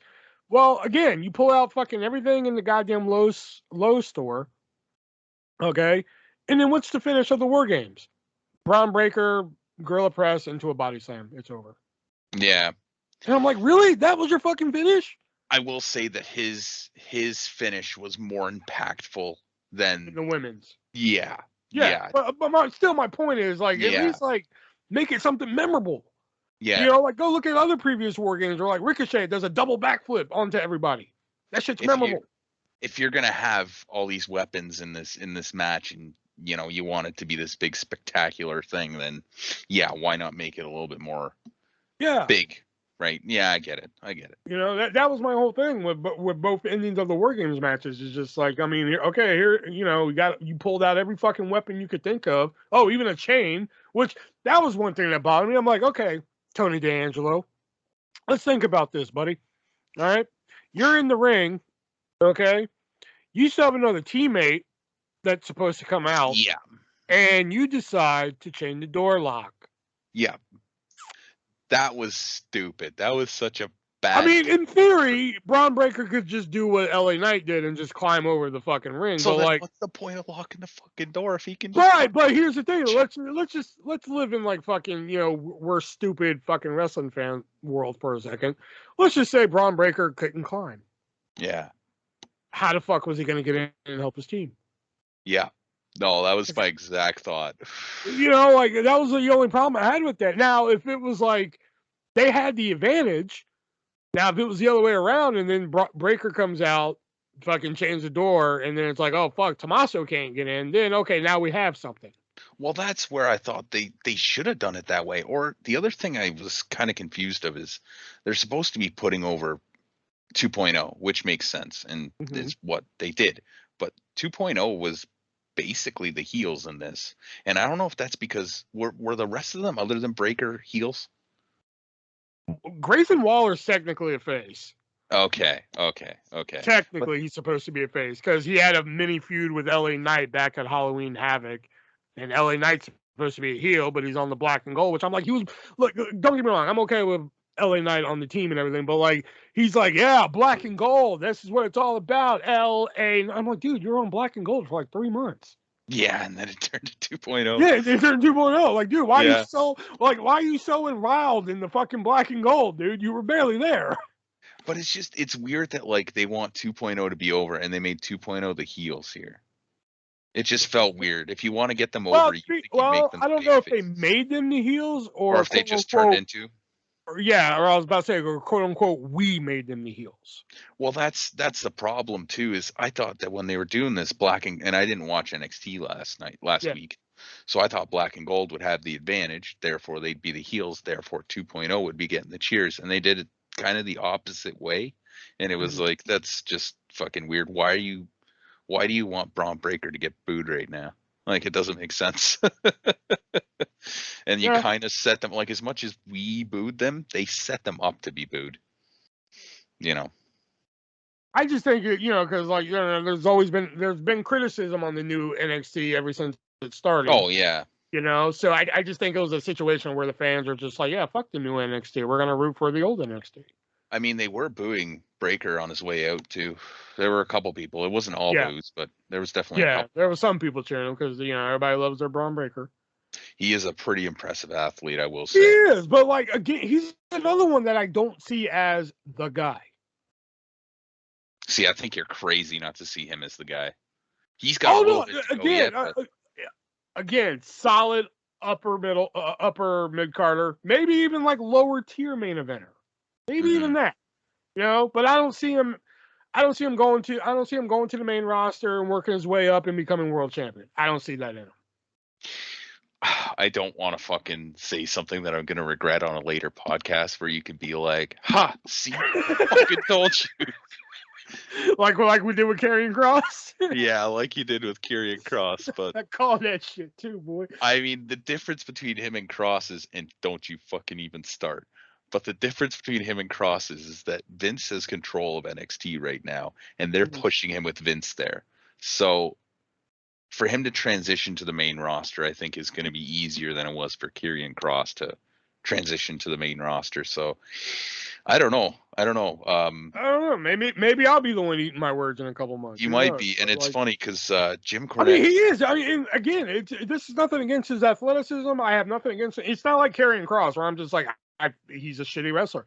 Braun Breaker's great. He had a great match with fucking Tommaso for the world title or NXT title, I should say. And I personally like if I had to watch him on TV every week as a world champion, I'd be like, okay, whatever. You know, like I don't see it. You know, if he makes it, hey, good for him. Yeah, make me eat my words for one. I mean, there's been a couple people who've made me eat my words. I mean, Like, hey, Imperium or Eichner at least made me eat my words. I could care less about Imperium until I saw Eichner do his little fucking show, song and dance at War Games, and oh my, okay, he's actually pretty good. Yeah, you know. Yeah. It's funny because Jim Cornette said, in '97 when they first brought up, or '96, I guess, when they first brought up The Rock, he said to Vince, he's like, 2 to 3 years, he's going to be a world champion, and he's saying that about Breakker now as well. So it's kind of he interesting. also said the same thing about Orton, Batista, Lesnar, and another one. I can't remember who it is. Cena. Was it Cena? I think it was Cena, but he saw Cena as a heel, not a babyface. Oh, okay, yeah, because I remember he called Batista. I know he called Batista and Lesnar being world champion within 2 years of them being brought up. Yeah, and he got theirs right. Yeah, Batista was a little bit longer, I think, but yeah, like pretty much instantly, right? Like a lot quicker than some of the guys do now. Yeah, but again, like I said, I mean, like I have no problems with Braun Breaker and everything. Everybody's going goo goo gaga for him and shit. And maybe that's probably why I don't see it. Probably, yeah. Yeah, because it's kind of like everybody loves him, so I'm just like I don't really see it. That could be part of the problem, but like I don't know, just me personally, I think he'd be like his dad. I think he'd be a great Intercontinental Champion, aka U.S. Champion in WCW. I think he'd be a great Intercontinental Champion, but the guy that's going to be on the fucking, as CM Punk says, the guy on the collector's cups, the guy on the posters, the guy on the front of the program and shit. I don't see Braun Breaker as that guy. Fair enough. Whereas John Cena, I could see him on the posters and everything like that. Could you see him at that point though? Like, let's say 2003 John Cena. 2003 John Cena, no. When he did the rap gimmick, yes, I saw it. But yeah, when he was just like, I'm John Cena, ruthless aggression, that yeah, I didn't see it then. But then when he started doing the rap gimmick and that shit was like, okay, he actually has a personality. I was like, all right, I see it in him. And then he slowly became a face. And I was like, okay, yeah, this guy's he's gonna hit big. See, and that's the thing is like they don't let people be themselves, and that's why a lot of people just don't get over. Because if you can't believe the character you are, then how the fuck are you ever gonna pull it off? Right? Yeah. Agreed. Yeah. All right, so that was NXT War Games. So final grade, scale of 1 to 10. What would you give War Games, Shelby? 7. 7 out of 10. Wow, that's very generous of you, considering your thoughts on the War Games matches. I wrote down 6, but I changed to 7 halfway through. I'm going to give it a 9 out of 10. Damn. I thought even though there were some things about the War Games matches I'm just like I could have did without. I thought the finishes could have been a little better. I think the tag team match was outstanding. I think Gacy and Roderick was like a nice little underrated gem. I think when people look back on this War Games, they're gonna be like, oh yeah, fuck, Strong and Gacy. Oh yeah, damn. Kind of like the first War Games. People are gonna look back at that and be like, oh yeah, fuck, Velveteen Dream and Aleister Black. Shit, yeah, that was a great match. And Cameron Grimes and Duke Hudson, no one, that was a good match. That just shows that simplicity can go a long way. Oh, you don't need a whole bunch of fancy fucking shit. You don't need hats on hats and all that good shit. It's old school shit. That's all it is. Old school. Yeah. And I enjoyed it. So that's why I gotta give it. I can't give it a perfect 10 because there was shit in the War Games matches I didn't really like. I didn't like the finishes and stuff like that. But yeah, 9 out of 10. 9 out of 10. Fair enough. All right. So Nick is actually not here to give us a fact of the week, which I didn't think that part through. But did I lose that? Oh no, okay. But we do have a sports list of the week, but we should be able to run through that real quick. But before we get to our sports list of the week, we got to give another shout out to one of our sponsors of the Three-Way Dance Wrestling Podcast, and that being RepSports.com. And what RepSports.com is that they have a wide variety of items to choose from. I mean, there's hats and shirts and shorts and all that good shit you can pick from. But they also have a wide variety of pre-workout, mid-workout, and after-workout items. You have your pre-workout, such as the Broken Arrow pre-workout powder. Plus, they also have some other variety flavors in there. Like right now, For 25 days of Raismus, you can get the pre-workout powder of Rainbow, which is back for a very limited time, as well as White Peach, I believe, as well. Also, while you're doing that workout, if you get a little sluggish and everything, you can also get Raise on the Go energy powder. You can get some of that. Plus, you can get the very delicious, the very great Raise energy drink as well. Just pop open a can, slug one back, and you'll be good to go for the rest of the workout. And then once you're all hyped up on that energy, once you're banging and clanging, ripping out the back jack, working on the pythons, you're going to need something to come down, and that's where the hypersleep comes in. Great powder, put you down within like 20 minutes. Great stuff. Now, I bet you're wondering, how can I get all these products for a very low price? Well, I'm about to tell you, sit down, shut up. In the description of this podcast, if you look in the description, there's a link where if you click that link, I'm going to give you 4 packets of the Broken Arrow pre-workout powder. I'm going to give you 2 packets of the Raise on the Go energy. I'm going to give you 2 packets of the Raise Hyper Sleep. And on top of all that, I'm going to give you 4 cans of the Raise energy drink, which is great stuff to have, man. I mean, like 300 milligrams of natural caffeine. I believe it's 300 milligrams, isn't it?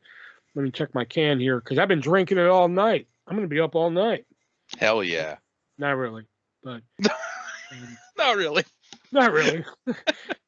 It's fucking 9 o'clock at night. I'm not going to drink a fucking energy drink at 9 o'clock at night. Okay, I can't see how much caffeine is in it, but I'm pretty sure it's about 300 milligrams of caffeine, of natural caffeine too, not the artificially, not the fake caffeine that's in your Coca-Cola and shit. Real caffeine. Green tea caffeine. You're going to get 4 cans of that, and you're going to get the 4 most popular flavors that they offer. You're going to get Voodoo, which is we're not even there yet. You're going to get Voodoo, which is one of my favorite flavors. You're also going to get Baja Lime, which is another one of my favorite flavors, which I didn't like at first, but that one actually grew on me because like some of the flavors I had to retry to see. I'm like, okay, let me see if I like this one. Plus, you're going to get Sour Gummy Worm. I almost said Apollo, but you don't get Apollo in that pack. And plus, you're going to get a 4th flavor for you people out there who like Starburst, like pink Starburst. If you like the pink Starburst and everything, then you're really going to like the 4th product, the 4th can of Raise Energy that you're going to get with that pack. And I can't recall the name of it at the moment. But Shelby, what's the name of that 4th one? Galaxy Burst. In case you couldn't hear that, the name of it is Galaxy Burst. But yes, you can get all 4 of those cans there just by clicking that link in the description. And all we ask is that you pay for shipping. And I bet you're wondering, you just said you give it to me for free. It is going to be free because if you click that link and use the checkout code ARTIST, you're going to get all that for the shipping cost. Plus, on top of all that, I'm going to give you a $10 gift card to repsports.com because you're going to get all that free stuff. You're going to try it. You're going to love it. And you're going to be like, damn, I need more of this in my life. You're going to come back to repsports.com and you can use that checkout code again, which is ARTIST, ARTIST, and you can save yourself 15% on your entire purchase. Plus, you can come back and use your gift card and everything. And then you'll be, oh God, you'll have so much Raise Energy. It's not even funny. And right now, for 25 days of Raismus, they're releasing some of their limited edition flavors. They've just sold out of White Peach and Rainbow, which Rainbow is a great flavor. Probably the next one in line to be re-released is going to be Strawberry Lemonade. So if you guys want to try that flavor, you can. So just head on over to repsports.com or click the link in the description, and you can use my checkout code, ARTIST, and get yourself a free pack from Raise. All right, so our sports list of the week is going to be one that we'll probably fly through here, but it's 10 matches from 2021 you already forgot happened. Okay. Yeah, let's see here. So number 10, Inner Circle versus Inner Circle versus Inner Circle. What? Yeah, see, you forgot about it. I don't think I saw that. Back when MJF was an official member of the Inner Circle, tensions arose between members of the faction, with MJF attempting to break the group up within. There was a debate regarding who Inner Circle's designated tag team should be, prompting a triple threat tag team match, which was Chris Jericho and MJF taking on Santana and Ortiz, and taking on Sammy Guevara and Jake Hager. I mean, there's only really one tag team in that, so I know, right? And here's the kicker: they didn't win. Oh my God, was it Jericho and MJF? Yes, it was. Oh my God. I love MJF, but I feel so bad that he had to fucking be with Jericho for so long. Okay. Coming in at number 9, the Hurt Business taking on Braun Strowman and Adam Pearce. I did not see this match. This was surprisingly Pearce's second match of the year, previously winning a gauntlet match for the Universal Championship opportunity, which was equally so strange that it doesn't feel like it happened. Yeah. Yeah. Yeah, for sure.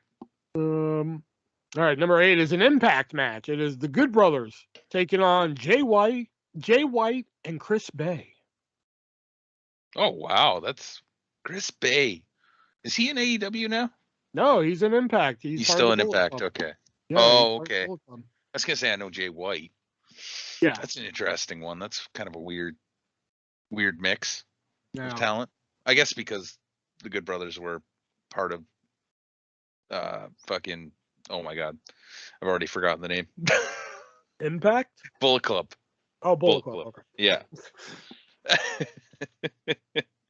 All right. Coming in at number 7 is Cody Rhodes taking on Anthony Oingo Bongo. Was that the fucking America versus Britain match? It was from AEW Double or Nothing. Yeah, Rhodes with an outdated America versus foreign heel story not clicking with fans. One thing that fans had hoped for, though, was the newer star emerging victorious, especially with such a unique gimmick and presentation. The match itself was uninspiring and forgettable. I remember this match because I think we reviewed this pay-per-view. Yeah, we did. This is the first match that I actually remember watching. Yeah. With a basic story of Rhodes overcoming the odds in order to stand tall over the villainous Brit, with Oingo Bongo taking time off following the feud, which he's now returned from. And one of AEW's most intriguing new names became an afterthought. I don't think he was ready for that. I don't think he was ready for a big match on a pay-per-view. He didn't. That should be Cody Rhodes' gimmick. He should take Asuka's gimmick. Like, you are not ready for Cody. He honestly just needs to turn heel. If he turned heel, he'd be so over. No, they'd start cheering him. It'd be like Roman Reigns. We're like, oh, we love him so much now. He turned heel. We love him. That's probably true. You know? Like if John Cena turned heel tomorrow, oh God, man, WWE could just start printing money. It'd be so weird if he just came back and turned heel. Who would he turn heel on? I don't know. Or Big E, maybe, I guess. Huh. That would be, I guess that would be the best option right now. Yeah. Come back, give some like fucking, John Cena promo. You can't see me, yeah, fucking. Then Big E comes out, handshake, and then boom, F you. Yeah. Yeah, it's people not will be like, what anymore. The fuck? Yeah. People would shit their ass right there, man.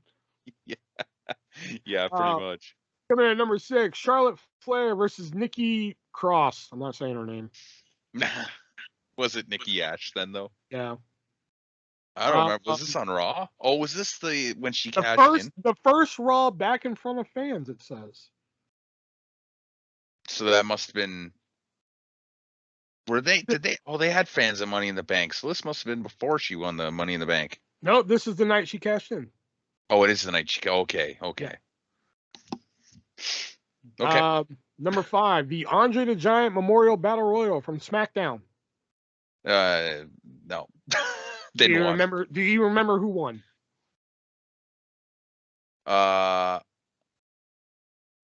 No.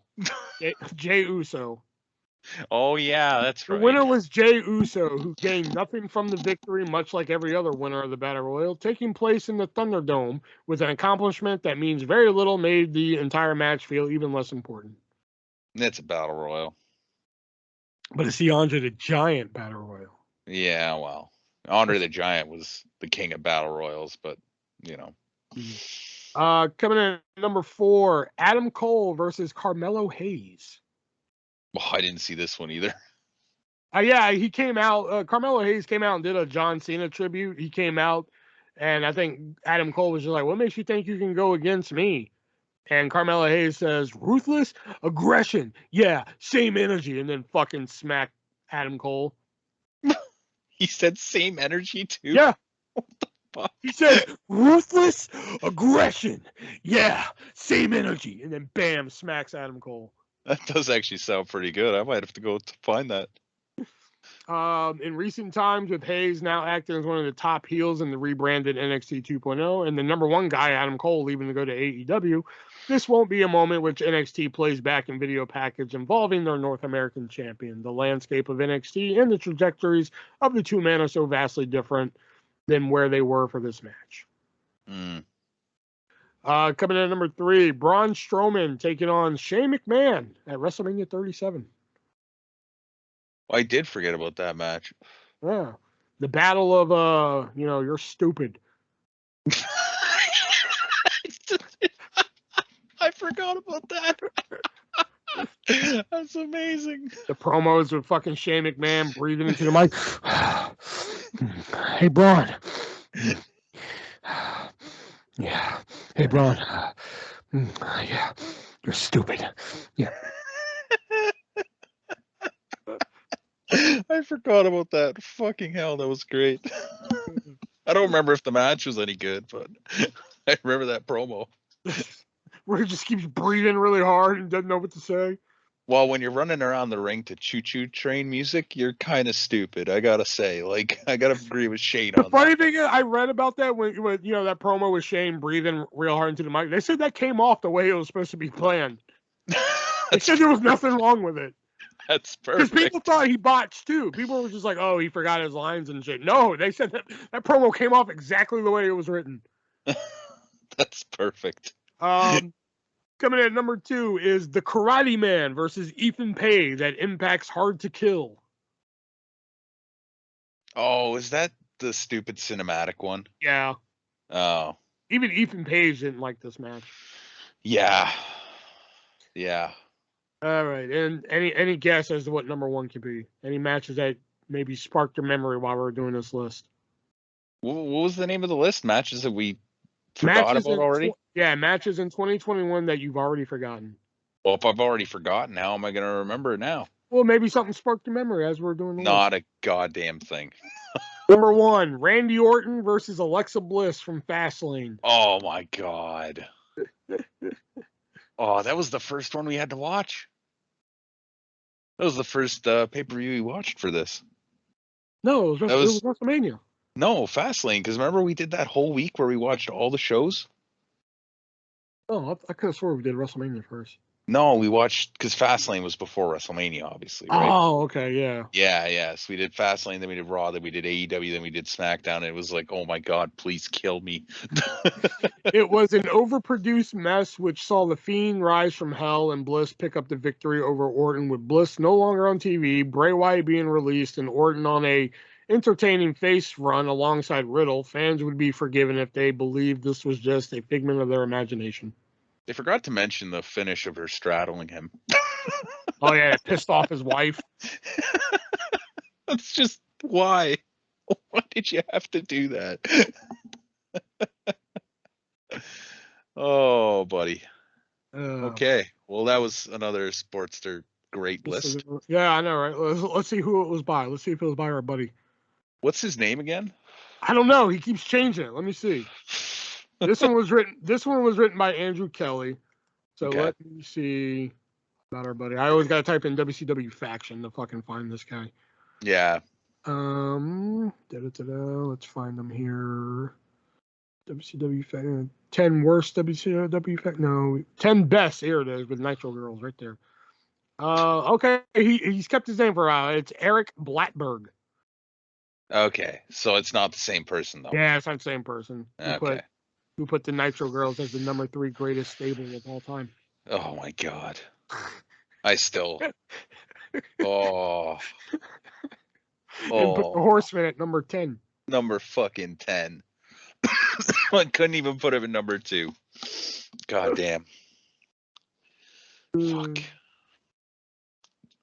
Hold on a second.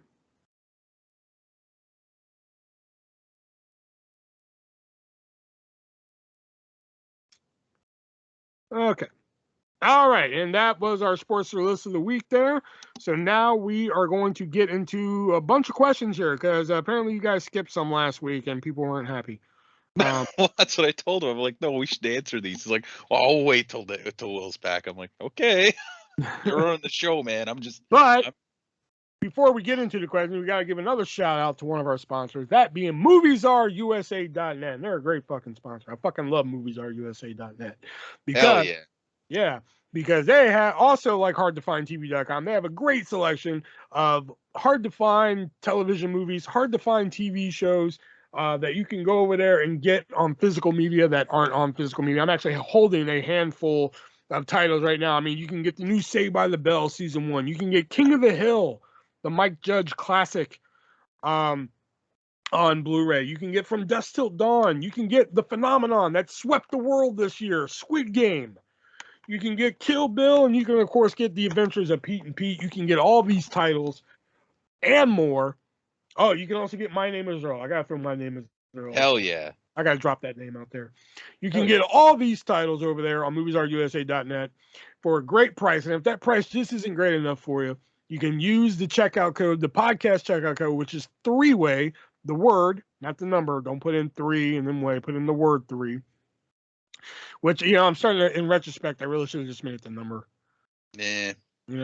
But if you use the word 3, the word 3-way, you will save not 15% like our other sponsors, not 20, not 30, not 40, but you will save 50% on your purchase. And some of these, like My Name is Earl, four seasons of television, 4 seasons of great television.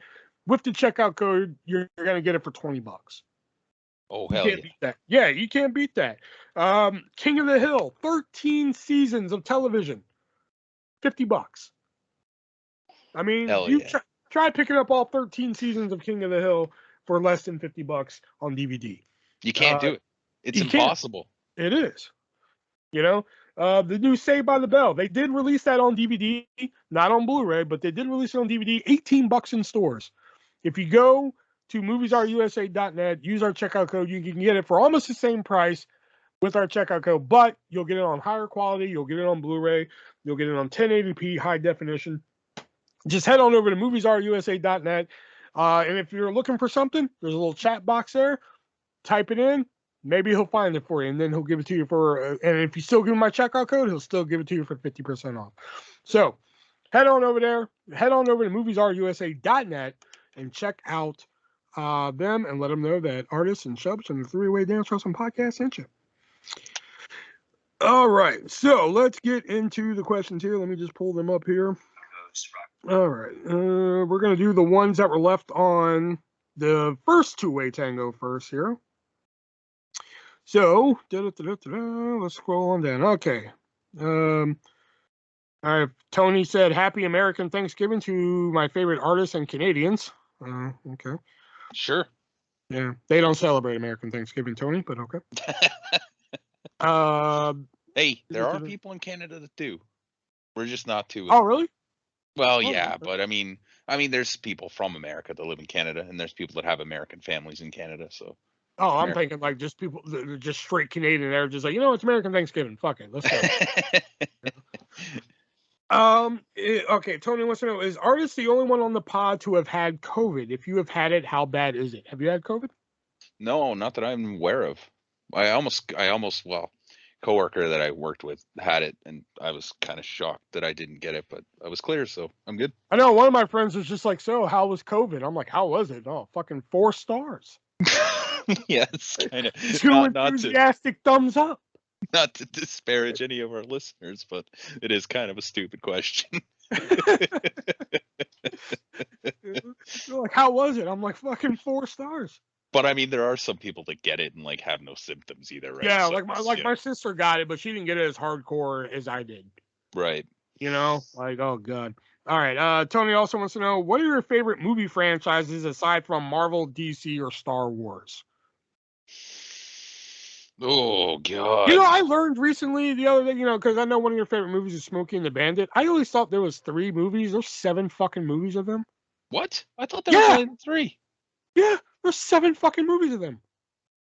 Okay, so I've seen the second one, and I've seen part of the third one, and they weren't even like worth watching at all. What is like the seventh one like? It's got Let to me be see. fucking brutal. Let me rock a wiki on this right now. Hold on. It's gotta be brutal. Because like I only noticed it because like there was like some DVD set that was for sale, and it was like Smokey and the Bandit 7-movie set. I'm like, what the fuck? Yeah, that's fucking bizarre. Yeah, and I was just like, I didn't know there was 7 fucking movies of these. Let's see. Because Burt Reynolds isn't even in the third one, and neither is Sally Fields, and they're like the 2 main characters from the first one. Okay, here we go. All right. Okay, Smokey and the Bandit 7-movie set for only $7.99, which, hey, that's not a bad deal. Jesus. It's 4 disc. Hold on, I'm trying to see what the names of the movie are. It won't even tell me the names of the fucking movies. I know the second one, they're like smuggling a fucking elephant, which is just fucking stupid. It won't tell me the movies on the fucking set, and that's what's making it. Oh, okay, wait a minute. Here we go. Here's the Amazon one. Okay. The 7-movie Outlaw Collection. Okay. Let's see here. Okay, it's still only listing fucking 3 movies, but it says 7 movie. Oh, okay, here we go. Smokey and the Bandit 1, 2, and 3. And then Bandit Goes Country is the 4th one. The 5th one is no shit. This is no shit the name of the 5th movie. Bandit, Bandit, Bandit. I shit you not. This is what it says on the back. Then the next one is Bandit, Beauty and the Bandit. And then the last one is Bandit, Bandit Silver Angel. Okay. Oh. It's $8.35 on fucking Amazon, U.S. Amazon, for Canadian. But yeah, those are the 7 movies. I love the title of the 5th one, Bandit. I love the fucking title of it. Just because. Oh man, that is sad. That is really sad. Yeah, that's the only reason I mentioned that. But yeah, favorite movie franchises. I like a lot of the horror ones. Like I love fucking Saw, except for Spiral. Spiral can kiss my ass. Nightmare on Elm Street I love. Trying to think of comedy ones. Harold and Kumar. I like those. I don't really know. I have a hard time with these questions. I'm not a big on like I like movies, don't get me wrong, but like franchises, that's difficult for me. I watched some of Django Unchained. Yeah. So they have like the old ones, Django and Django the Bastard, and a couple of my friends and I were watching those last weekend. So I might go with that because they're kind of cool old Western movies. Oh, okay. I'll go with that. Jason, aka Movie Fan, wants to know, thanks for answering my questions and hope you feel better, Will. Thank you. I hope I didn't ask this before, but what are you guys' favorite general manager?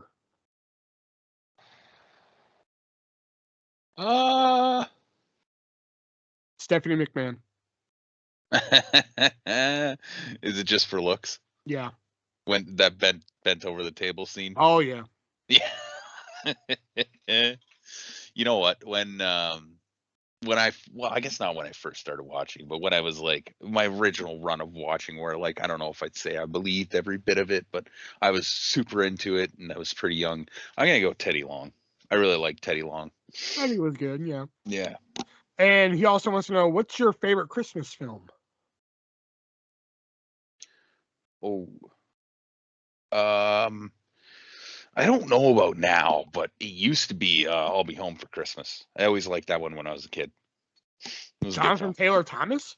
Yeah, I watched a lot when I was a kid. Actually, you know what? I'll go with and it's kind of Christmas, it's kind of not. It's a Wonderful Life. Bam. Well, that is Christmas. Yeah, but people argue that it's not really a Christmas movie. I don't know. I guess because it's not your generic kind of Christmas movie, you know. Mine are like the typical ones, A Christmas Story, Christmas Vacation. Probably the only one that stands out is this documentary about Christmas called What Would Jesus Buy? It's actually really good. Like I've probably talked to you about it before. Remember that shit I used to do where it was like change Alleluia? Yeah. That's where it comes from. Okay. Yeah, that shit. That sounds interesting.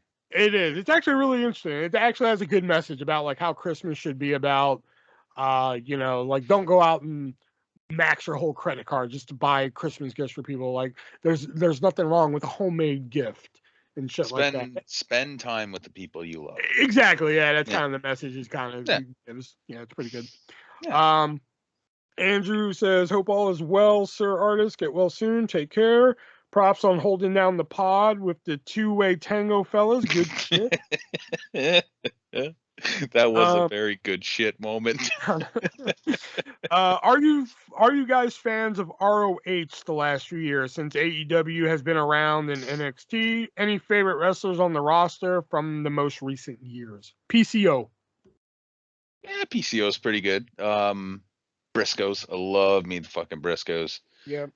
Marty Scurll, I was a huge villain fan. I love the promos that he used to do. Jay Lethal, Jonathan Gresham, I wish I watched a little bit more Lethal's of. good. I like Jay Lethal, and even though he's more recent to the ROH family, and I mean, how do you not love Danhausen? Danhausen is hilarious. You know what? I'm not usually a fan of the jokey gimmick type of guys, but Danhausen goes all the way with it. You know, he lives that gimmick. He does. He makes you believe, and I honestly, part of me thinks he does believe it. He's just Have you ever seen crazy. him without the makeup and everything? I haven't. No. I was watching, I was scrolling YouTube one day, and like this is like after I just discovered who Danhausen was. So like you get video suggestions and shit. So I scroll past a Conan O'Brien video, and it's just like wrestler has character based on Conan O'Brien, and it's a guy just without makeup and everything. I was just like, huh. I wonder what wrestler has a fucking Conan O'Brien based character. Like that's weird. So I click it, and it's Conan O'Brien talking to this fucking dude. Just like. He's not talking like this, very nice, very evil. He's not talking like that or anything. And he's just like, yeah, so I have this character, and people say it's like an evil version of you, Conan. And Conan's like, what? Like, what is? He's like, here's his picture, and he holds up a fucking picture of Danhausen. And I was like, oh my god, it's fucking Danhausen without the makeup and shit. It's fucked up, man. It was like a culture shock. Yeah, no shit, eh? This question is for everyone that has had COVID on the pod. How bad was your experience with it? 4 stars. That makes sense. Any of you guys? Oh no, wait. Did I skip that question? Oh no. Okay, no, I did. Any of you guys see or plan on seeing the new Resident Evil movie? Were you ever fans of the original games on PS1? Yes and yes. I haven't really played a lot of the PS1 ones, to be honest. I started playing Resident Evil 2 on PS1 recently, but I've played a lot more of the newer ones, so I guess I shouldn't say yes to that necessarily. But I'm looking forward to it, but I've heard bad things about it, so I'm trying not to I've heard good things about the movie. It's just not making a lot of money. So like, my thing is like maybe I'll see the movie, but like I don't really play a lot of games, but I watch a lot of like gameplay, and I tried watching gameplay on Resident Evil 1, and I was just like, oh fucking kill me. Yeah, it's like if I had to play this fucking game, I would. Oh god, I'd cut my own dick off. It depends which one you're talking about too, because the PS1 version was really hard to play, but they remastered it in like the early to mid 2000s. Yeah, that one's a little bit easier to play, but my biggest gripe with the way that the new one looks is a lot of the characters. Like they made like a spy, like a dude who's supposed to be like a spy into like some kind of Mexican emo guy, and it's like I don't know, it just doesn't quite fit. But we'll see. I'm interested. I'm gonna watch them for sure. I'm a huge fan of Resident Evil. So. I mean, I love the original Resident Evil movies, but that's also probably because I never played the games. Yeah, because they weren't even close. Like, yeah, because like I hear the first one was like kind of close to the game, and I still like that one.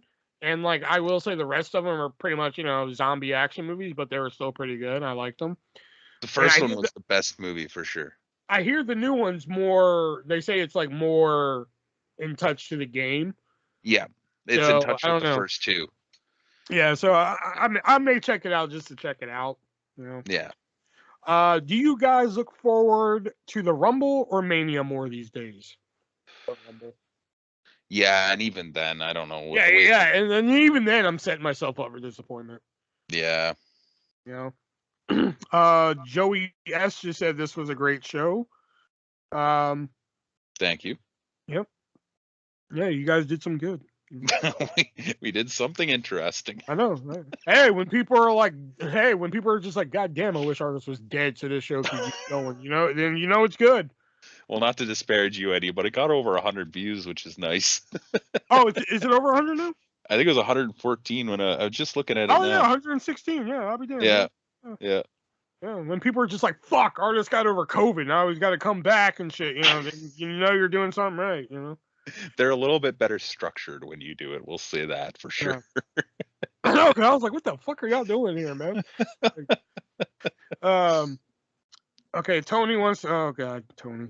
A girl brings you home for the first time and she has a big dog and it's about to go down. Would you rather take one solid ankle bite from the dog or wake up on the couch to the dog taking a drizzly shit on your face? And closing question: are either incidents enough to be a deal breaker with the girl? And this is saying that she's a level 10 dream girl. Yes, Jeez, I gotta and take a I'd nap rather after take the reading bite. that. I gotta take a fucking nap after reading that, man. No Holy shit. Yeah, I'll Yes. take the bite. Yeah, And I'll no, take not the a bite. deal breaker. 100% a deal breaker. Your dog bites me? No, thank you. It's not meant to be. All right, and apparently some were missed on the full gear one. So let me go back here. Oh yeah, Vincent and Jan, y'all skipped over those, and I'm gonna do them even though Nick's not here. But I actually answered this on the live. But which one of you three is likely? Oh no, I'm sorry. Which one of you three is likely to leave the podcast first? Shelby. That's what I was gonna say. I think if we didn't start instigating breaks, Shelby would already left because he almost left one time, and I was like, "Well, what's it gonna take for you to be happy?" And you're like, "I don't know." I was like, "Well, just so you know, we don't have to do it every week. We can take breaks." And you're like, "Oh, thank God! Let's take a break." And that's why I find it so funny that I'm the only one that's been on every single one of these things. I know, yeah, the one that's like fucking. Well, I can't help it. I almost died. Well, that's fair, and I mean, Nick and his family and stuff. It's just funny. Yeah. Which one of you three is most likely to be taken advantage of? Nick. Think so? Yeah, I mean, like me and Nick are both nice people, and you to a certain degree, but I think I just think like if it came down to it, because like I tend to take a lot of people at face value, but I'm also just like, yeah, you're being nice to me, you're fucking up to something. Whereas I just think Nick would just be like, oh wow, you're being really nice to me and shit. Yeah, okay, let's go fuck in the closet. See, I was actually gonna say me, but really, you think so? Yeah. Yeah. I don't know if that's really. I think I'm disparaging myself a bit, but Oh, okay. Which one of you guys is the nicest and who is the least nice? Nick is the nicest. Really? 100%. Yeah. Yeah, I can see that. And which one of us would be the least nice? You're gonna say me, and I'm gonna say you, and that's how we're gonna end it. No, I'd probably say myself. I'm probably. Would you? The least nice. Yeah. Because like I don't take bullshit, man. Like fucking piss me off. I mean, we all saw what happened with Alex. Yeah. I mean, you go after me or my child like that, I will fucking snap. Most people would. It's just the other two of us on this don't have children, so. Yeah. So you two were just like, we don't know what to say. Yeah. Yeah. Basically. Like, thanks, fuckers. But yeah, I'd probably say I'm the least nice. I mean, I'm not ashamed to admit it. Fair enough. I mean, I can be nice. Don't get me wrong. Yeah. Yeah, I can sit there and be your fucking pal and shit like that. But I mean, like, if you get me to a point where like I'm gonna fucking not be nice, and yeah, I'm gonna take it to. I'm not gonna be nice on a level of 5. I'm gonna take it to an 11. That's why I never fuck with you on certain levels, because I am not willing to go to those lengths that you are. I'm more or less. What do you mean those lengths? Like, what do you mean? Just the stuff with Alex, the stuff with Ricky, and all that. I'm like, I'd rather just like fucking ignore the person and just like go on with my life than like have. Hey, I eventually gave up. You did, but you went for it a lot longer than I would have. Yeah. A lot longer. Well, fucking Ricky deserved it. Well, fair Alex enough. kind of deserved it, but like, yeah, maybe I did go a little too hard. Hey, I was even willing to like fucking rekindle shit with Alex, but he ruined that himself, not me. Yeah, at this point, there's just no point, All right, and apparently y'all didn't do Josh's question, so we're gonna do Josh's questions here, and that is, in the first Spider-Man movie, do you think it would have been cooler if Macho Man Randy Savage would have played Uncle Ben? Yes. Yeah, I think so. 100% yes. It would have been cooler if Randy Macho Man Savage played every character in that film. Like, Uncle Ben, don't die. Peter, you're a pussy. They're going for the upside down kiss. Ooh, yeah. Just right in her face. Fucking Jaws 5. Macho Man plays the fucking shark.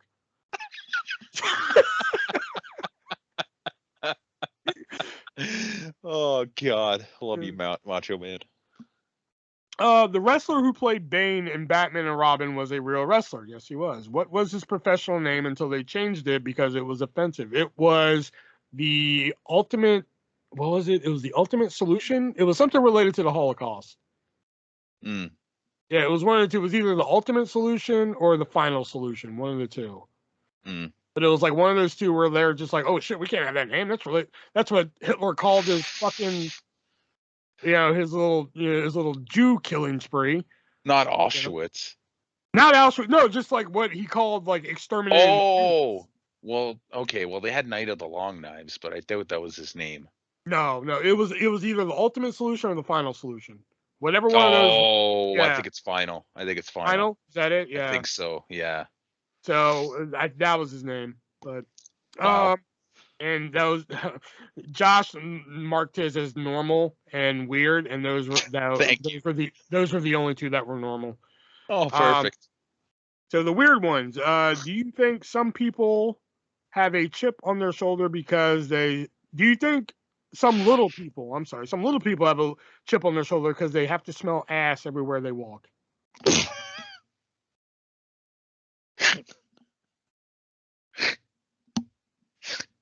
Oh, I mean,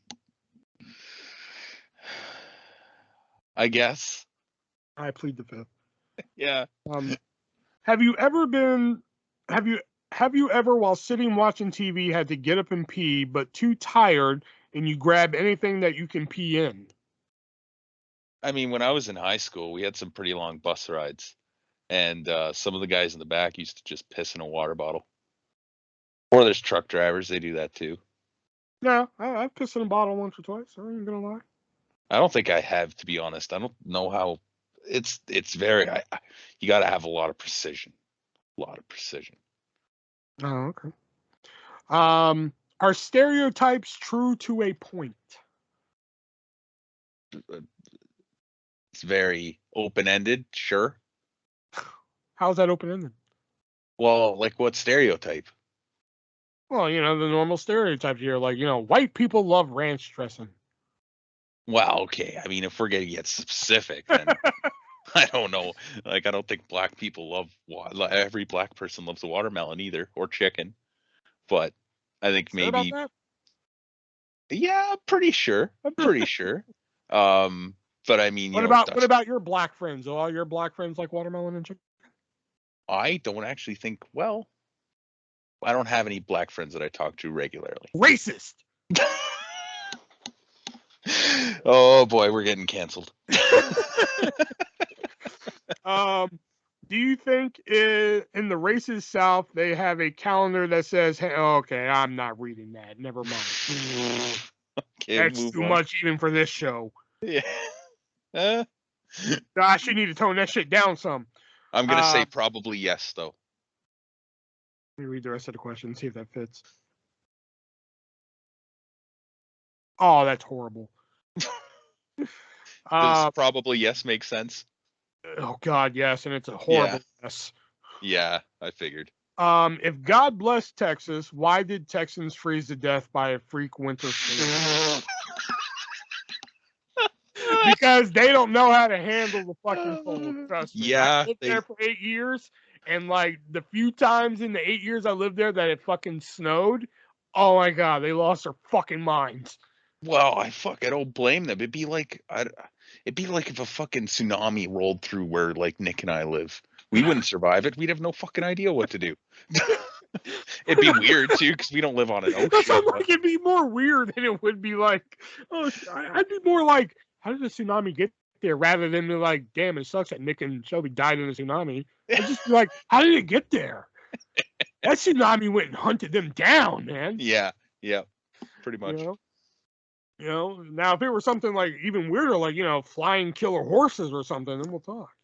Well, the day that flying killer horses are a thing is the day we all die, Will. Well, that's not true. We could probably tame them. Maybe if they're killer, though, I don't know. Maybe we can befriend them and become, allies. Sure. Got nothing. Now I just have like a mental picture of like a tsunami in Canada, just with that big giant rubber duck. Fucking killer horses. Yeah, the big giant tsunami with that big fucking rubber duck at the top of it and shit. Oh fuck. Crashing down on y'all and shit. Yeah. Oh, that's great. All right, I believe that was all the questions that we had / missed there, so that should do it. So now we move on to our vintage pick of the week, which is just something that me and Shelby, I should say, think you should go watch. Could be a match, could be a show, could be a segment, who knows. So, Shelby, what's your vintage pick of the week? I don't know how vintage this is, but it's not the most recent one I've ever given. So, NXT December 6th, 2017. No holds barred, Ruby Riott versus Sonya Deville. I watched this match last night, and it's just an example of what a no holds barred match can be, rather than what the normal no holds barred matches are, which is just weapons, like Triple H and Batista at WrestleMania. This was just you can do any move that you want. Weapons aren't necessarily legal because weapons aren't a hold. So I really enjoyed it. It was good. Was there no weapons in the match? There was not a single weapon in the match. Oh wow. Yeah, it was a cool little. It wasn't super long. It wasn't it wasn't like, oh my god, this is the greatest match ever. But it was just an example of how you can work this. And of course, Ruby Riott and Sonya Deville were very physical in this match, which I really enjoyed. Huh. Yeah, I think I vaguely remember that, but I just can't. That was when they were doing the Absolution and fucking Riot Squad thing. This was like their last match on NXT. Oh, okay. Yeah. Okay. Mine I'm actually changing right now because I think this one's better. Because I did have the Iconics winning the tag team titles at WrestleMania, but as we're talking about War Games and everything, I brought it up, and I think it's a match. I may have had this as a vintage pick of the week before. I don't remember, but if I haven't, then I highly suggest you guys go out and watch this match. Not only because I'm a big mark for one of the guys in the match, but it's actually a really good match if you sit down and watch. If you take being a fan of either one of the guys out, it's a really great match, and that is Aleister Black versus the Velveteen Dream from the very first War Games. Mm-hmm. I mean, like take being a fan of either one of those guys out of the equation, and like that's a solid fucking match, because like that's one of the matches that like it had a weird story going in. Like the story going into it was just like Velveteen Dream wants Aleister Black to say his name. That was the story going into it, and then you don't really expect much from it. You're just like, okay, just a normal singles match on TakeOver and shit like that. But then fucking they tear the fucking house down. Outstanding fucking match. That actually might be the same year as mine too. It might be the pay-per-view before this. Was that 2017 or 2018?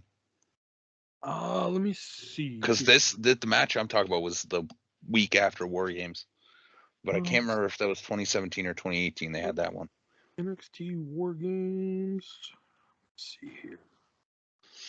I'm with you on this. And yeah, Ruby Riott defeated Sonya Deville singles match, 7 minutes and 5 seconds. That was I believe they taped that for NXT. Indicates that match was taped for NXT, and Aleister Black defeated Velveteen Dream singles match. So yeah. Oh, this also had Lars Sullivan defeating Cassius Ohno. Yeah, remember Lars Sullivan? Oh man, I miss Cassius Ono. He was I on kind of this miss Lars NXT that I Sullivan now. watched too. Now that Lars Sullivan's Yeah, gone, I kind of miss him. yeah. And this also had Ember Moon defeating Kairi Sane, Nikki Cross, and Peyton Royce.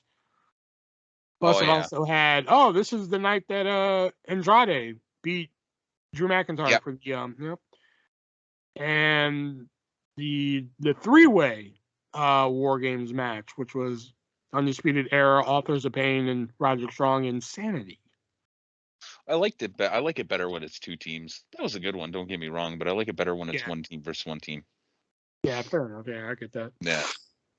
Well, there's the bell. Yeah, that's something y'all didn't have on your show, is a bell. That's the bell. So that signifies the end of the three-way Dan Schultzen podcast, aka the two-way tango this week. When does Nick come back? Does he come back Not next week, but the week after, I believe. Week after. So depending on how this does, me and Shelby might have another show in us. Don't know. Depends on how many people wish death upon me. I don't know. But if we do another one, I think we'll probably do a classic pay-per-view review. I don't think there's a pay-per-view of any kind this weekend. No, I don't think there's another one till day one, right? I don't think so, no. Yeah. Yeah. And if I get my way, then hopefully I get to break Shelby's brain with the pay-per-view that I picked out for him. That's what I was going to ask, because the original if you guys thought we're like, oh, wow, Shelby didn't like some of the War Games matches, oh, God. What the pay-per-view I picked out for him is going to fucking just... He's going to resort to drinking and, like, fucking heroin. He's going to inject his veins with heroin and vodka. Like, that's...